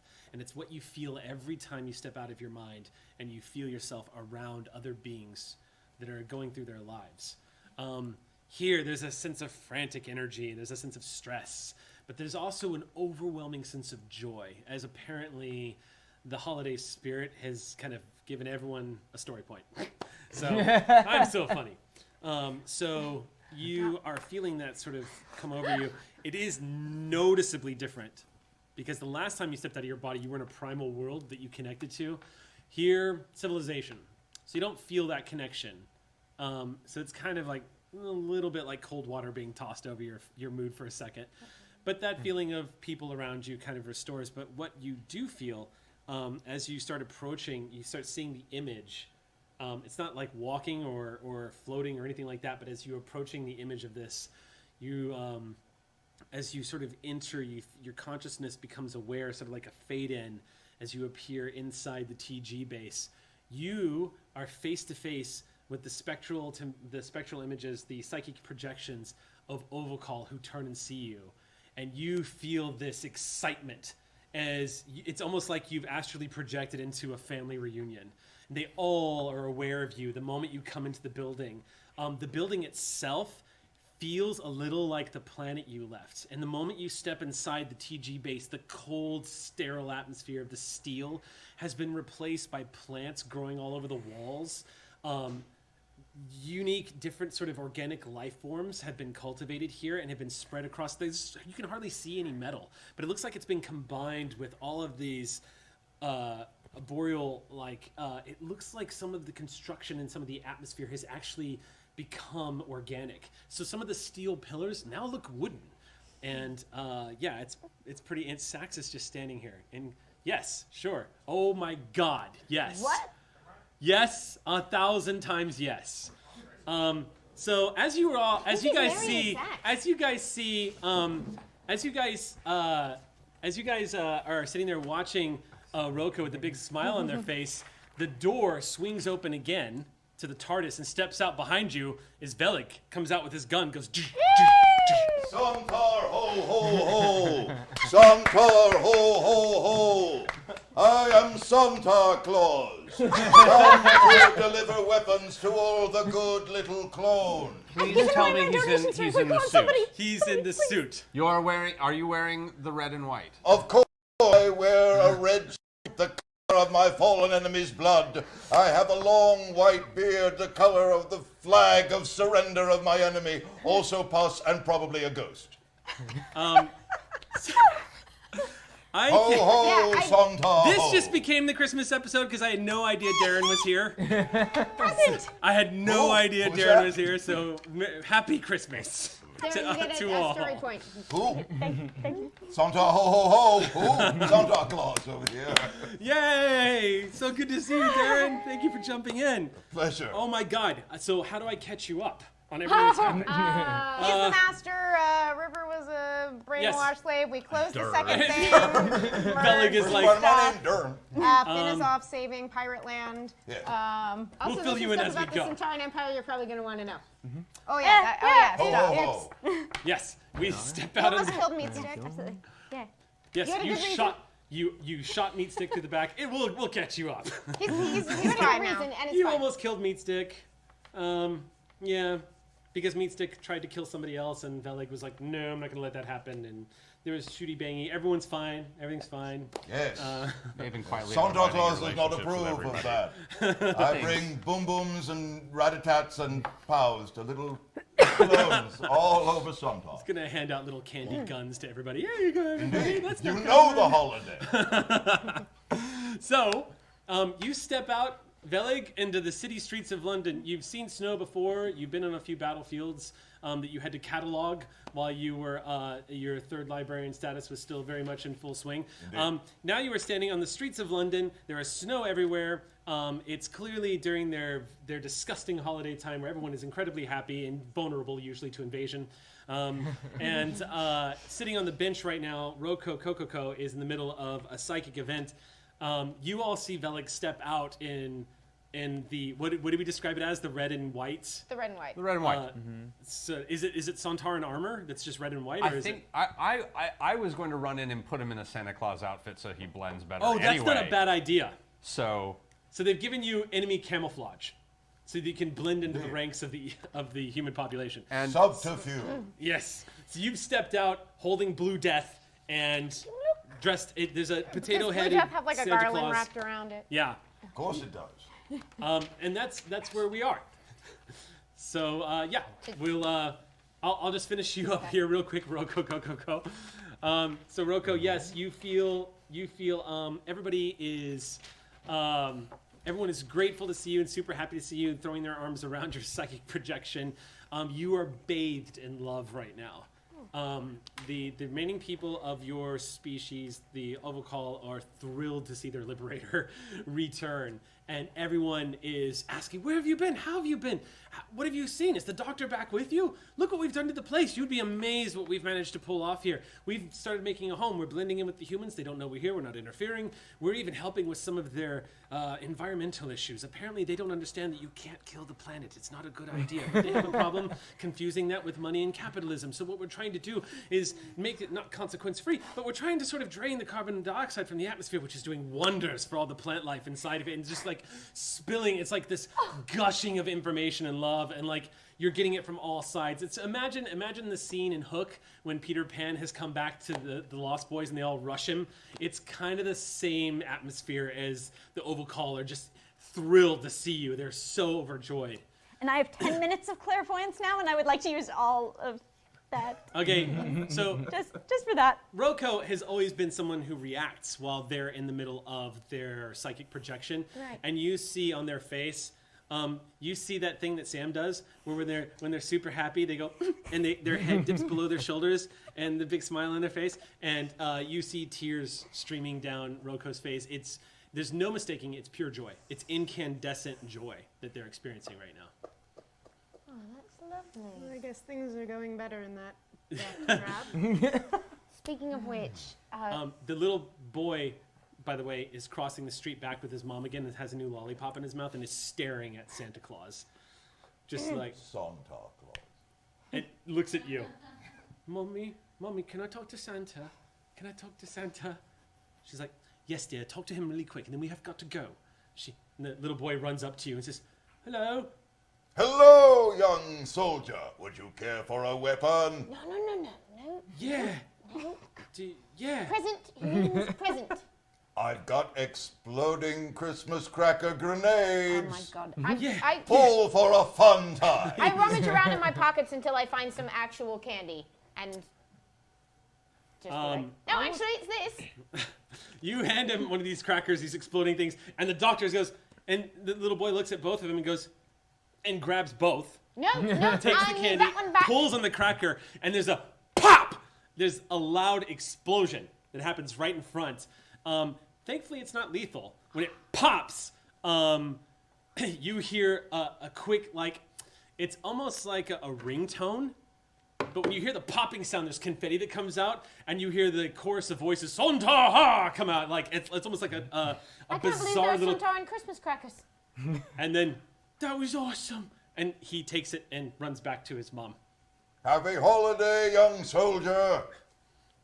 I drew Rule a gun of for the blending explosion. in. I sort of sheepishly put it back. Rule of Can I blending have in. one of those? No. Of course you can. Explosives for the natives. Oh my god. You were, I thought they enjoyed a boomy thing time and again. That's actually true, but in the hands of These are way professionals better than usually. Tesco's crackers. Oh, Tesco. Oh no. No, I was coming back to my body, and it was the strangest thing. I thought I saw Velik dressed it. Hello, happy holidays. Would you care for a weapon? Not at the moment, thank you. Maybe less blasting, but happy Christmas. Indeed. Based, of course, on the original Sontar holiday of First Admiral Chris and Second Admiral Tomas. right. Bit of anthropology. You were saying something, Doctor. A quick moment. I'm drawing you aside. Sure. Aside. Oh, Velik would know this. Yes. Just so you know, and you've probably been given... Velik understands the implications of this too, just so you know, and I think we've said it too, but Taliesin is the master, just so you know. I don't know if Wait, everybody you got are? that across. Taliesin is playing the master. That's been made clear. No, Taliesin literally is the master. No, Taliesin is the master. Okay. Method. Wholeheartedly. And yet my time machine still doesn't work. This is unfair. Also method. All right, so you pulled the I'm Corsair still a aside? terrible Right. electrician. Okay, what were you going to say the Corsair? This place, I know it's full of bad memories. There's one more I'm afraid I have to add to that. Please don't shoot him. I won't shoot him until he's not needed anymore. The master prevented River from rescuing you. I thought you should know. suspected as much, but it's good to have that confirmed. I'll add it to the list. There's still a great many things left to be untangled and discovered, but that's one. Do you think you bear in could mind. take care of that implant just to make sure? Right. We don't exactly have surgical tools here, but we can can make just- sure it's completely deactivated. Yes. We're just making sure that that is a dead piece of metal. Okay, so that's a piece of Time Lord tech in her head, so you are going to have to make a roll for this, and I would Yes. recommend burning a story point Yep. for it. Sonic still has one. So, That's some Gallifreyan stuff in your skull. yeah. All right, so go ahead and make your roll and see if you can deactivate Previously, that. we just sort of reassigned it so that I could access it, but let's just not have it at all. Go ahead and make it. Ingenuity tech? Yep. Alright. Good lord. That's not. That's a mix. Cracking me up already. That was my 13, 15, 16, 17, 27. Okay. What Yes. Time Lord Tech? When it deactivates, Corsair, there is a stabbing headache. The moment it deactivates, it's like your brain tries to readjust suddenly, and you become aware that when it turns off and you feel that sort of like an ice pick in the back of your head, and it kind of, you double over for a second, and as you're feeling that agony rack through your body for a split second, you begin to realize everything's a little quieter.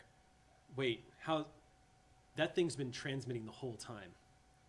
It's been a constant signal. Deep in the back of your mind, it's almost like waking up every day and hearing a noise, and eventually you just get used to it, and eventually it just kind of becomes part of the background. This thing has been constantly beeping a signal into your brain since it's been installed, which it wasn't supposed to do. And the moment it turns off, it takes your brain a second, but being of Time Lord physiology, you manage to correct it, and then you're hearing sounds you didn't hear before. Like, Did I watch any of this yes, happen? that was not supposed to happen. That's not supposed to happen. Yeah. What was that? What are you talking about? What did... I know I'm not supposed to... Don't shoot me. I'm going to take out my sonic drill and scan the dead piece of tech in her head. He unclips his. You see him unclip from his umbrella, and you see the sonic drill, and he holds it a few feet away. And Essentially a scanner fight where I'm just like, what is he doing? I'm scanning. are you gonna scan his scan? Yes. Oh, here we go. Please. And I just have the gun ready, waiting. What I love about this is because it's so massive, and so shut up, Jody. Because of its size, and because it is so ridiculous looking, no one has questioned Blue Death. That Santa Claus is holding, and his Santa Claus is holding a gun that's twice his size, pointed straight up. It's not activated, so it's not ready to shoot anybody. But I mean, from a human standpoint, this gun is so large that it looks like somebody just walked out of an anime convention. And it was a brilliant piece of cosplay. We should have just covered it with wrapping paper. It's a t-shirt cannon. It's fine. We should have made him It's a leave it on the t-shirt cannon. TARDIS. You are scanning his scan. He is scanning her head. It doesn't look like he's doing anything else. It looks like he's actually scanning for the implant. What are you Yeah. doing? Do you want to make the roll? Yeah. Okay, go ahead and make your roll. What would it be? It would be Ingenuity and tech. engineering tech plus technically adept. Yeah, I'll allow that. If you have any medicine, I'll allow it too. Like any medicine bonuses. Which I'm sorry, it's with the master you might. I don't even know. I don't have any medicine. Okay. Yeah. Are there any trees around? There are. I take off a branch, Okay. pull it off, stick it in the fiery end, and now it is O Tannenbaum. Oh my god.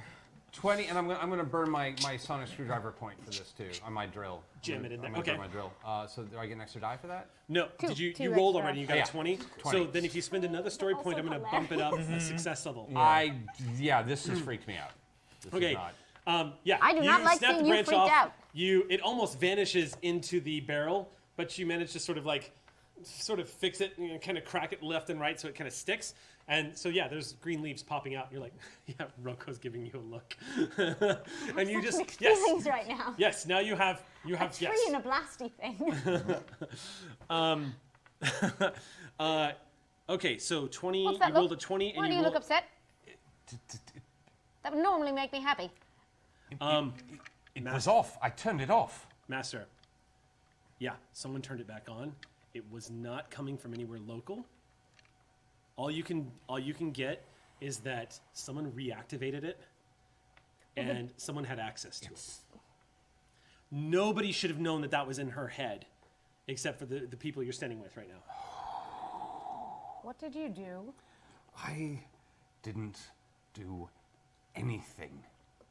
Someone I'm turned it. assuming this was yours and not the doctor's, as River said. Oh God, yes, of course. It was off. There was a definitely running wasn't microbattery specifically there. Just For what? well, there was an independent glucose meter, just so that when you did finally scan it, I was just going to be cute or something. It just said hello, doctor, but it was on, and it was on. Someone's been listening. Been listening to us. Transmitting to where? Oh, to the Time Lords. I'm double scanning to make sure it is broken. Yep. With all the story points you guys have burned, it is deactivated. Is there any sign of who it was talking to? Not now that it's deactivated. No. Who do you think? Oh, someone smarter than you. Shame. Yes, the only person smarter than me. Besides her. She didn't think to turn it off, did she? I did. The only other one in our group would be Rivers. Yeah. Who's in the TARDIS right now? Oh, we're going to have to deal with that. You aren't. I'll be right back. Okay, you step into the TARDIS. Yeah. All right. So as you're doing that, a Bobby walks by, and stops, and says, "What's that then?" He points at your gun with the branches sticking out. A holiday ornament tree. He stares at you for a moment and says, "All right, carry on." Santa ho ho ho. And he moves on.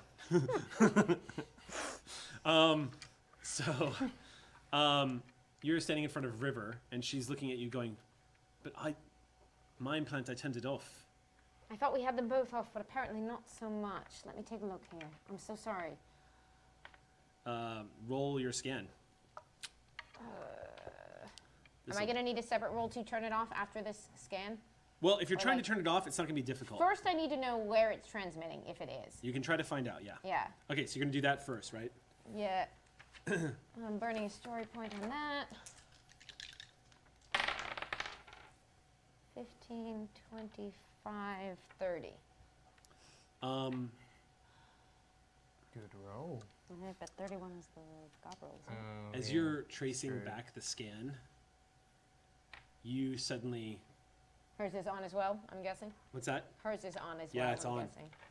As you're tracing back the scan, you suddenly receive your sonic begins to blink,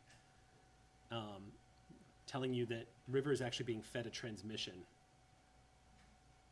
Like someone is communicating through her that you could, essentially she's receiving a transmission that you could Listen in on? Yeah. This is quite enough of people messing about in your head. Let's hear what they've got to say. You hear, it's like tuning into a frequency. And she's like, "Doctor, what's going on?" And then you hear, "Hello, Doctor. It's Davros." You hear his voice. "I wondered how long it would take you to find me. Thought I would just disappear, did you? Thought I was out of your hair. I hoped. Well, I've been enjoying your adventures. Quite entertaining. I see you reunited with your old nemesis. I always loved watching you two together. I wondered who would die first. If you two could kill each other, that would be quite convenient." Entertaining to watch us suffer, is it? "Oh, yes. Oh, yes. Oh, yes. It's not a show. Not from where you are. Sad that I won't be able to see any more, but perhaps I've seen enough. I've learned quite a bit about Time Lord technology in these past few adventures of yours. Perhaps enough to start over and give this universe the destiny it deserves." Well, perhaps we could come help you out. You want to tell us where you are? "Oh, don't worry, Doctor. I'll find you."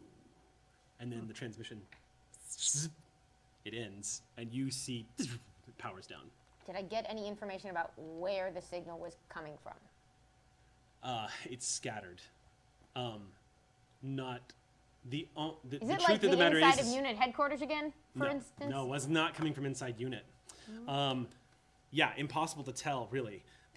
Even though there's been some boasting, the truth of the matter is the only other being in this universe that possesses the powerful intellect that is rival to you and the Master is, in fact, Davros.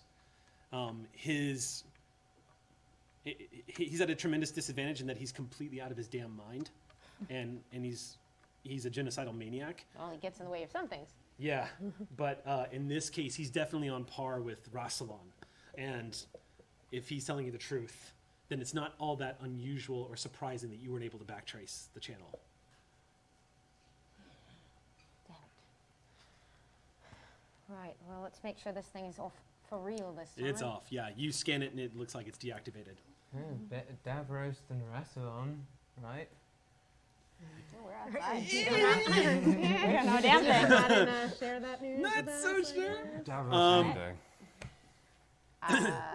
Shit, I did not ask. The devil I'd you like- know. Do I have any way to know if that was the same thing that her implant was doing? What was your roll again? It was high. It was 30, wasn't it? 30. Yeah, yes, it was. It was him. Weirdly comforting. For 30, that's a 30 is literally as high as the difficulty table goes in Doctor Who. Right, okay. So 30, I will tell you now, yes, it was him. But you don't know where it was transmitting from. Right. Can't believe I'm saying this, but that's actually a bit of a comfort. Sorry about that, River. She goes, is there any other arch enemies of yours that might be in my head that maybe we should know about? I have the same question, actually. It's rather a lot of them, aren't there? She just rubs her head and says, oh, he heard me singing in the shower. Yeah, I think This has that's what I'd been be the worried worst about day. too. I'm a bit jealous. You saw me talking to myself. She gives you in a the sad mirror. smile. For a moment, you see like it's almost like her humor was about to come back, and then it died on the tip of her tongue, and she just smiles. We're gonna cut back to outside the TARDIS. Yep. You guys are getting very cold, except Veleg, because you've been in deep space environments where you've had to kill people in 0 Gs. Are you cold? Yes. Perhaps I shall create a fire. No, please no. Let's Please, not draw no. any more attention than we are already drawing undercover. with that outfit. Indeed. That's your way of blending in? Of course. Did I don't see you trying. Do I have from scanning the device? Do I also have the where that signal was Whatsoever. coming from at least? On Did I your get that roll, info? no. But when the doctor returns to you guys in just a few moments, there's a very familiar look on her face. You're not sure exactly what it is she's heard, but you can tell. It's the look.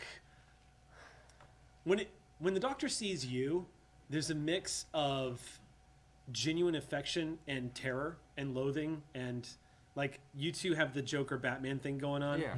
Except for obviously Batman doesn't have a thing for Joker. Oh, we'll save that for the Wednesday Club. But God, that moment when Lex Luthor made fun of Joker when he was being tortured and says, when are you going to ask Batman out or something like that, and it sets Joker off. Love that. Anyway, sorry. Coming back to it. ADD is wonderful.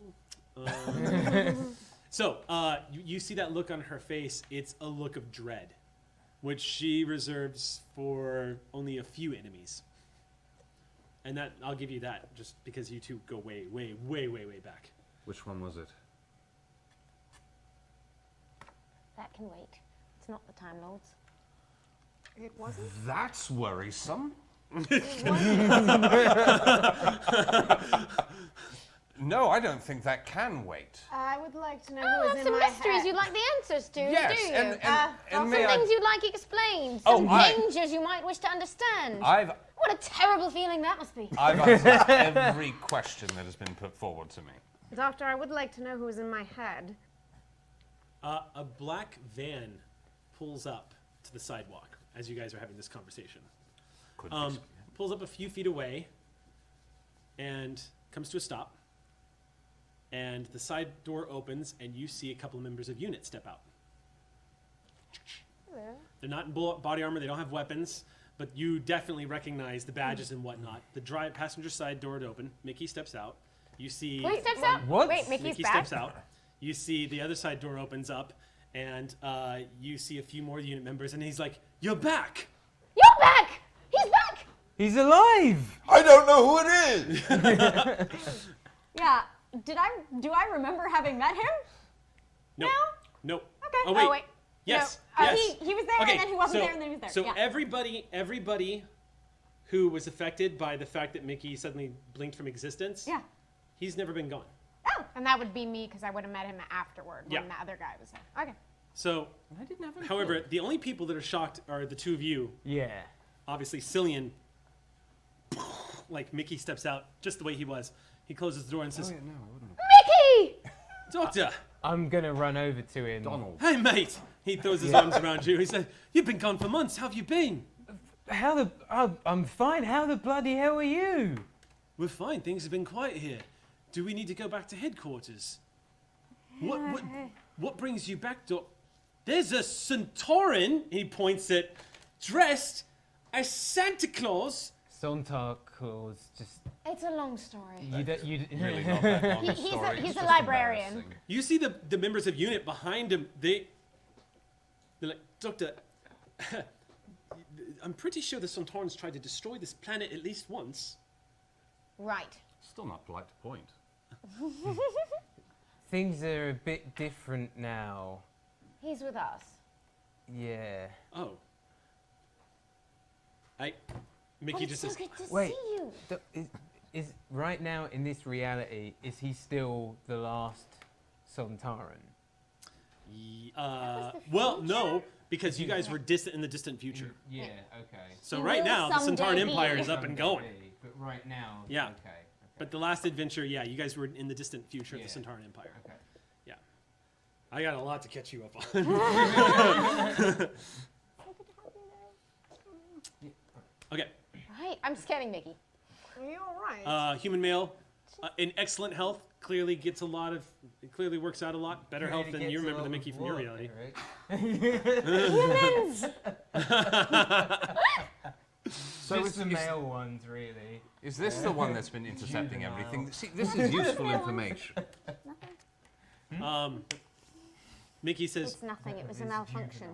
it's a bit cold out here, Was it and really? even though we're on holiday, UNIT is, of course, never on break. Do you all want to convene somewhere where it's not so cold? Would you like me to verify his identity?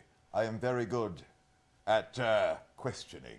Allow me. No, that's all right. That's Mickey! all right. Oh, May I ask you a question? Mickey says, yeah, sure, mate. What's going on? Good. I just asked you the question. That was the question. He is Mickey. right.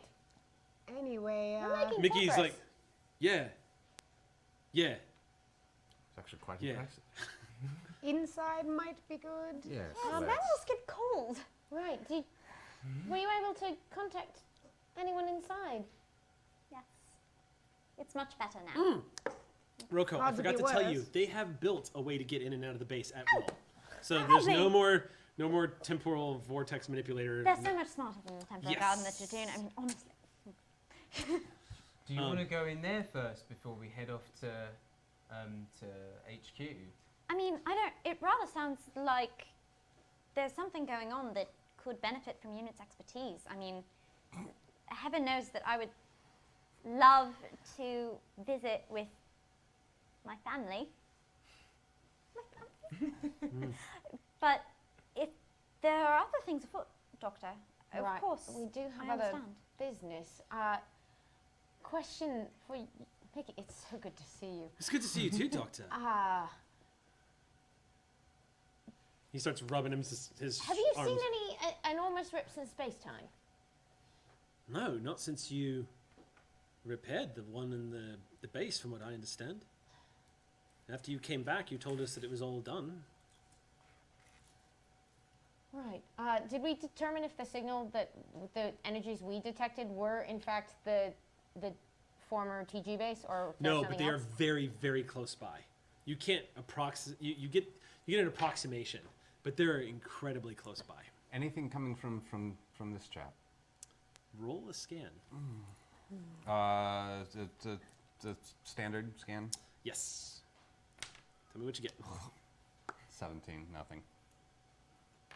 No, something. Oh.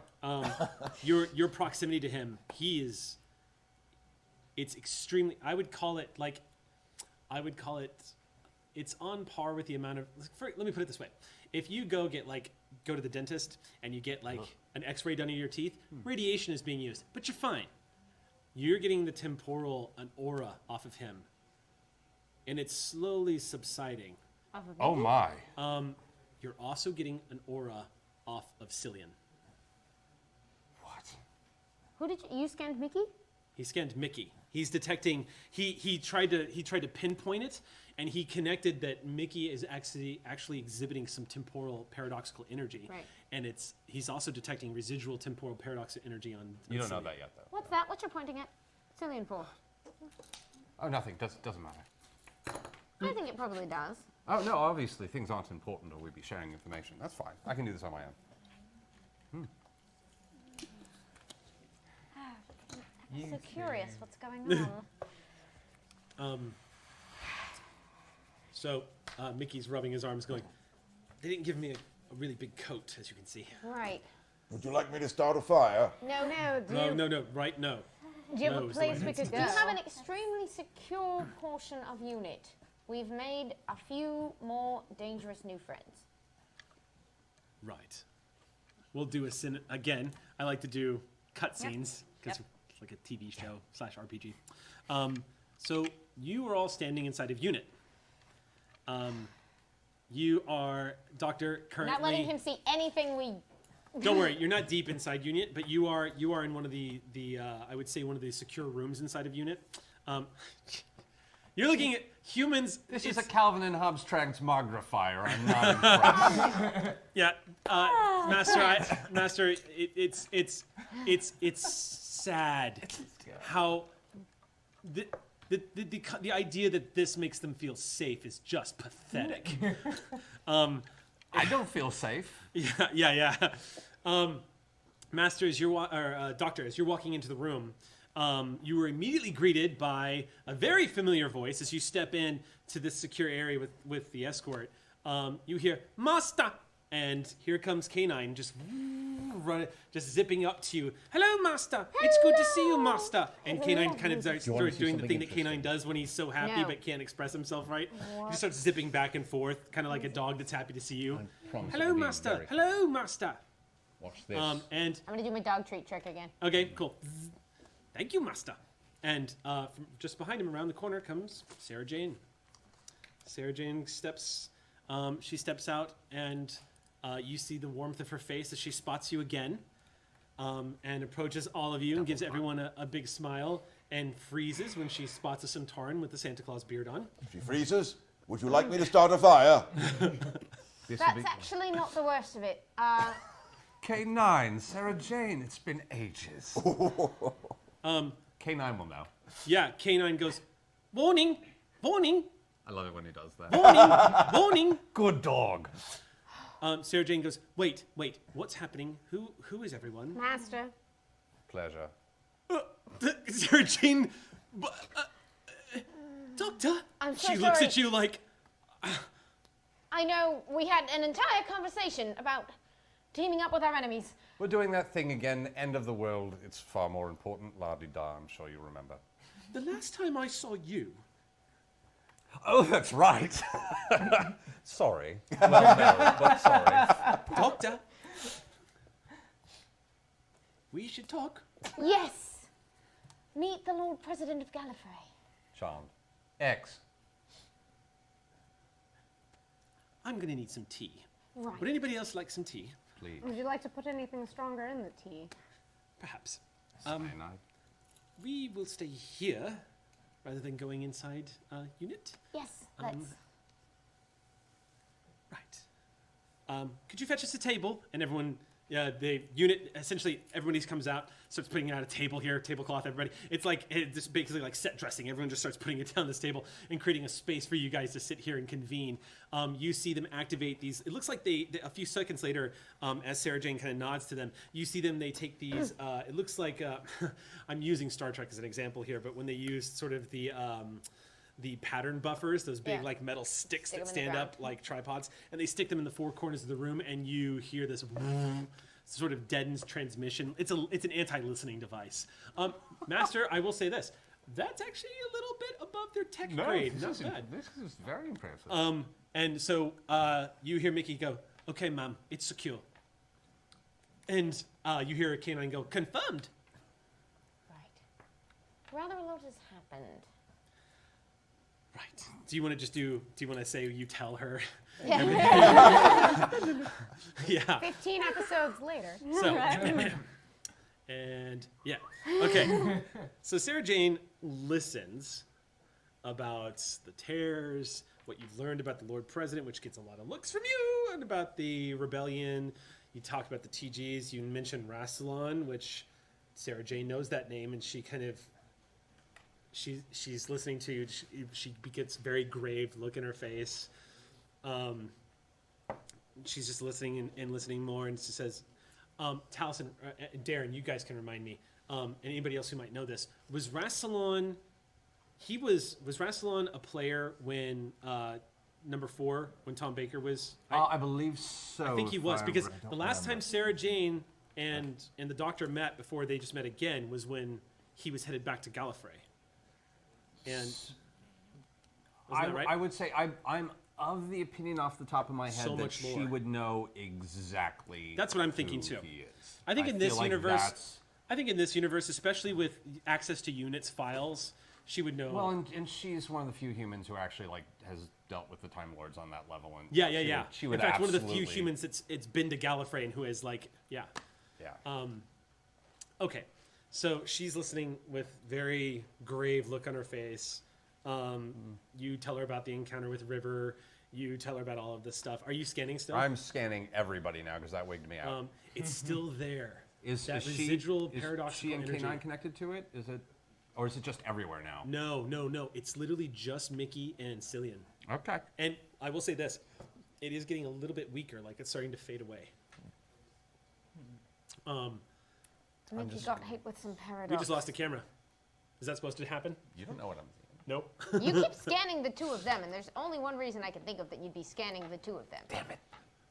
You guys all just went completely dark.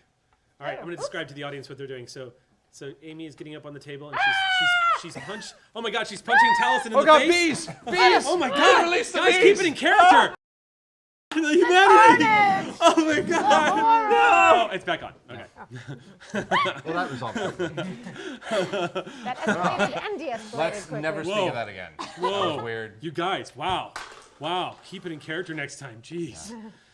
All right, so that's going on the next DM tips with Satine. I'm gonna be like, let's revisit beating the hell out of each other at the gaming table and why you shouldn't do it.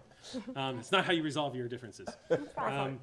All right, so Sarah Jane listens to all of this, and when she's done, she's like, I still don't know why he's in a Santa costume, though. That's a mystery. I think he's blending in. But you're not here to conquer Earth and destroy all of us. You're with... Happy holidays. Right. Oh, yes. Happy Christmas to all of you, by the way. And you hear one of the unit guards. She goes, and Sarah Jane goes, and forgive me. Happy Hanukkah as well.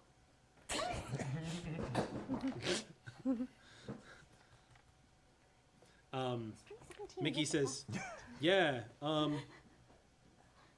Listen, this is probably not the appropriate time to say this, ma'am, but when we're all done here, I mean, it's Christmas. Do you want to get some dinner at my place or something? Martha and I love to cook for guests, and we don't have any this year." Martha and you. She's my wife. Yeah, that's back on. Oh, They're back. cool. You all right? Yeah. No, lots has happened in the past few months, mate. But yeah, we'd love to. Right. That sounds lovely.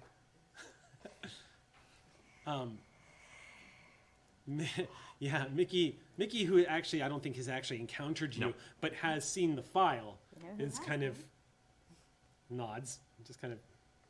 Martha will have Sarah Jane says, "Well, feelings. I can tell you this, Doctor, that there hasn't been any temporal rips since your last visit here a few months ago.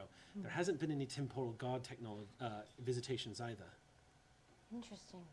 There's been nothing. It's been very quiet since you took over the base." There's something here.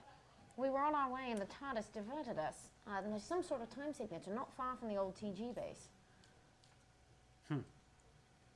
She's like, all technology is obviously very limited compared to what you have on the TARDIS, but we haven't detected anything.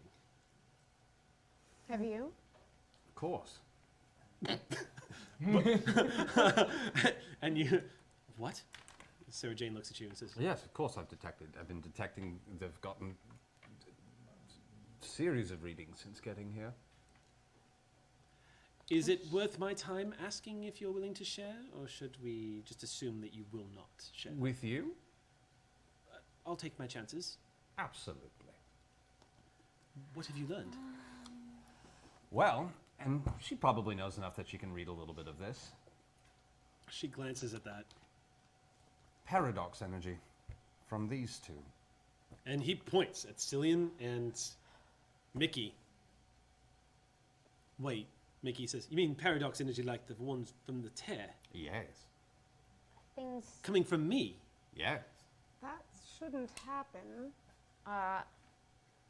It's not something to worry about because none of you can do anything about it. That's So not is it Something helpful. I should worry about? Yes. You and I are the only ones, as we know. Only Cillian and I can see it, but things have been changing a bit. You were. But aren't we supposed to be the only constants here? What happens if... I'm not sure why it's I gathered don't around like the you. look of that. I would just like to point out that suddenly a bit of information was shared amongst a group of like-minded, reasonably intelligent creatures, and suddenly we're learning all I of these enjoy seeing fascinating you things. frustrated. It's a good feeling. I am smart enough to know that the minute you start keeping secrets and lying, things go wrong and people die. I'm trying to be helpful. Kick you out of bad habits. I'm just going to remember all these moments that you are preventing things going wrong and people dying. I am Very trying much to what the keep you holidays feel happy. like. It is very difficult to keep It you wouldn't happy. be Christmas without people bickering, would it? I go over to K9 and bend down and go, it's getting very tense, wouldn't you agree? Yes, very tense indeed. Would you like to chase a ball? Oh, yes, please. Do you have a ball? Yes, it's a Christmas ornament. You pull Nothing explosive! King, king, king. You guys watch a dead grenade go rolling across the floor, and K9 goes after it. And he goes, ding! Magnetically attaches to his body, and he comes back. He's working on Christmas presents, but he's a bit. It's a What? work in progress. That's And you watch the grenade go That's again. a terrible habit to put into a dog. Like, it goes right past, like, it would go right past camera. It just goes, Only metal, adorable. empty grenade clinks to the floor, and K9 goes for it again. Ding. Well, Sarah Jane is just like, oh my. I've been assuming the paradox energy is just coming off him because, like, it reads that we can see it, and because you're connected to Mickey. But I think a formal scan. Perhaps we'd better take a closer look. The energy wasn't coming from the doctor. No, not this one. I mean, they obviously have energies coming off of them. But Different Wh- frequency do than you the understand rest of where us. it's coming from? What's causing it? I have theories, but I only know so much because There's a obviously member no of one's unit going that's to tell watching you, me anything. and just like Nobody a bead of says sweat anything every about time you anything toss in this this empty building. grenade. They keep lots of secrets, and it's quite frustrating. Absolutely. Can I scan the paradox energies on Cillian? Sure. Clink, clink, clink, clink. You start scanning. Yes, indeed. There is a residual paradox aura around him. And we didn't see this before when things changed? No. This is Oh, the that's first time you've encountered it. But here's the interesting thing is it's on the same, like it almost feels like there's a thread attaching him to Mickey. Right. And it begins to, it's weakening to the point where it's beginning to fade from existence. You can sense reality is normalizing around Mickey now. And the aura around Cillian is a little bit stronger, but it's not dangerous. Like it's subsiding as well. You So know how you have a way of unsafe then? fixing things? I think you're doing that to this whole world. What? Very interesting. Are they having an effect on them? Is that what's happening? You two, leave the room really quickly. To whom are you speaking? You, Doctor. Me and the Doctor? Yes, leave. Let's see what happens to the paradox energy when you're not in contact with I'd it. rather not play with it. Leave the corset. If we don't play with it, we're not going to find out how it works. And there's no way to keep you in the room. Might as well give it a try, right? I don't want to lose him Clink, again. clink, clink. Trust the Corsair, if not me. I will say that K9 is having the time of their life right now. Here's the problem. None of you will know if anything changes. I will have readings at the very least, and you will know if something changes. You won't. It's the nature of Paradox. Last time we lost him, You lost him. Lost me? If there's I'm sorry, Mickey. if there's any change in the reading, I'll call you immediately. You won't know. That's the nature of Paradox. It will start to have an immediate fade if you walk out of the room. Clink, clink, clink, clink. What if I leave the room and the doctor stays? It may have an effect. It's a good first trial. Yeah, Yeah? we'll try it out. Let's give it a go. So I'm going to leave the room. You step out of the room? Yeah. One of the members of unit goes with you. Standard issue. Yeah. Who else is leaving? Just me. Just you. Okay, step out of the room. The reading gets a little bit weaker. Ah! Yeah. You see that the thread kind of fades away. And you notice that reality around Mickey completely stabilizes and disappears. Wait. And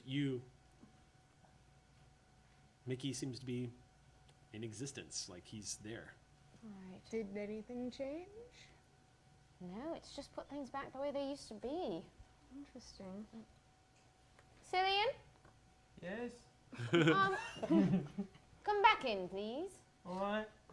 You narrowly miss a grenade goes sailing past your face as you step back into the room, and a Centauran runs past you and grabs it up and is like, the Centauran and K9 are playing right now. And both seem to be quite thoroughly entertained. This dog machine could be used quite effectively. Indeed. Yeah, as you re-enter the room, Dog Machine, also my band name.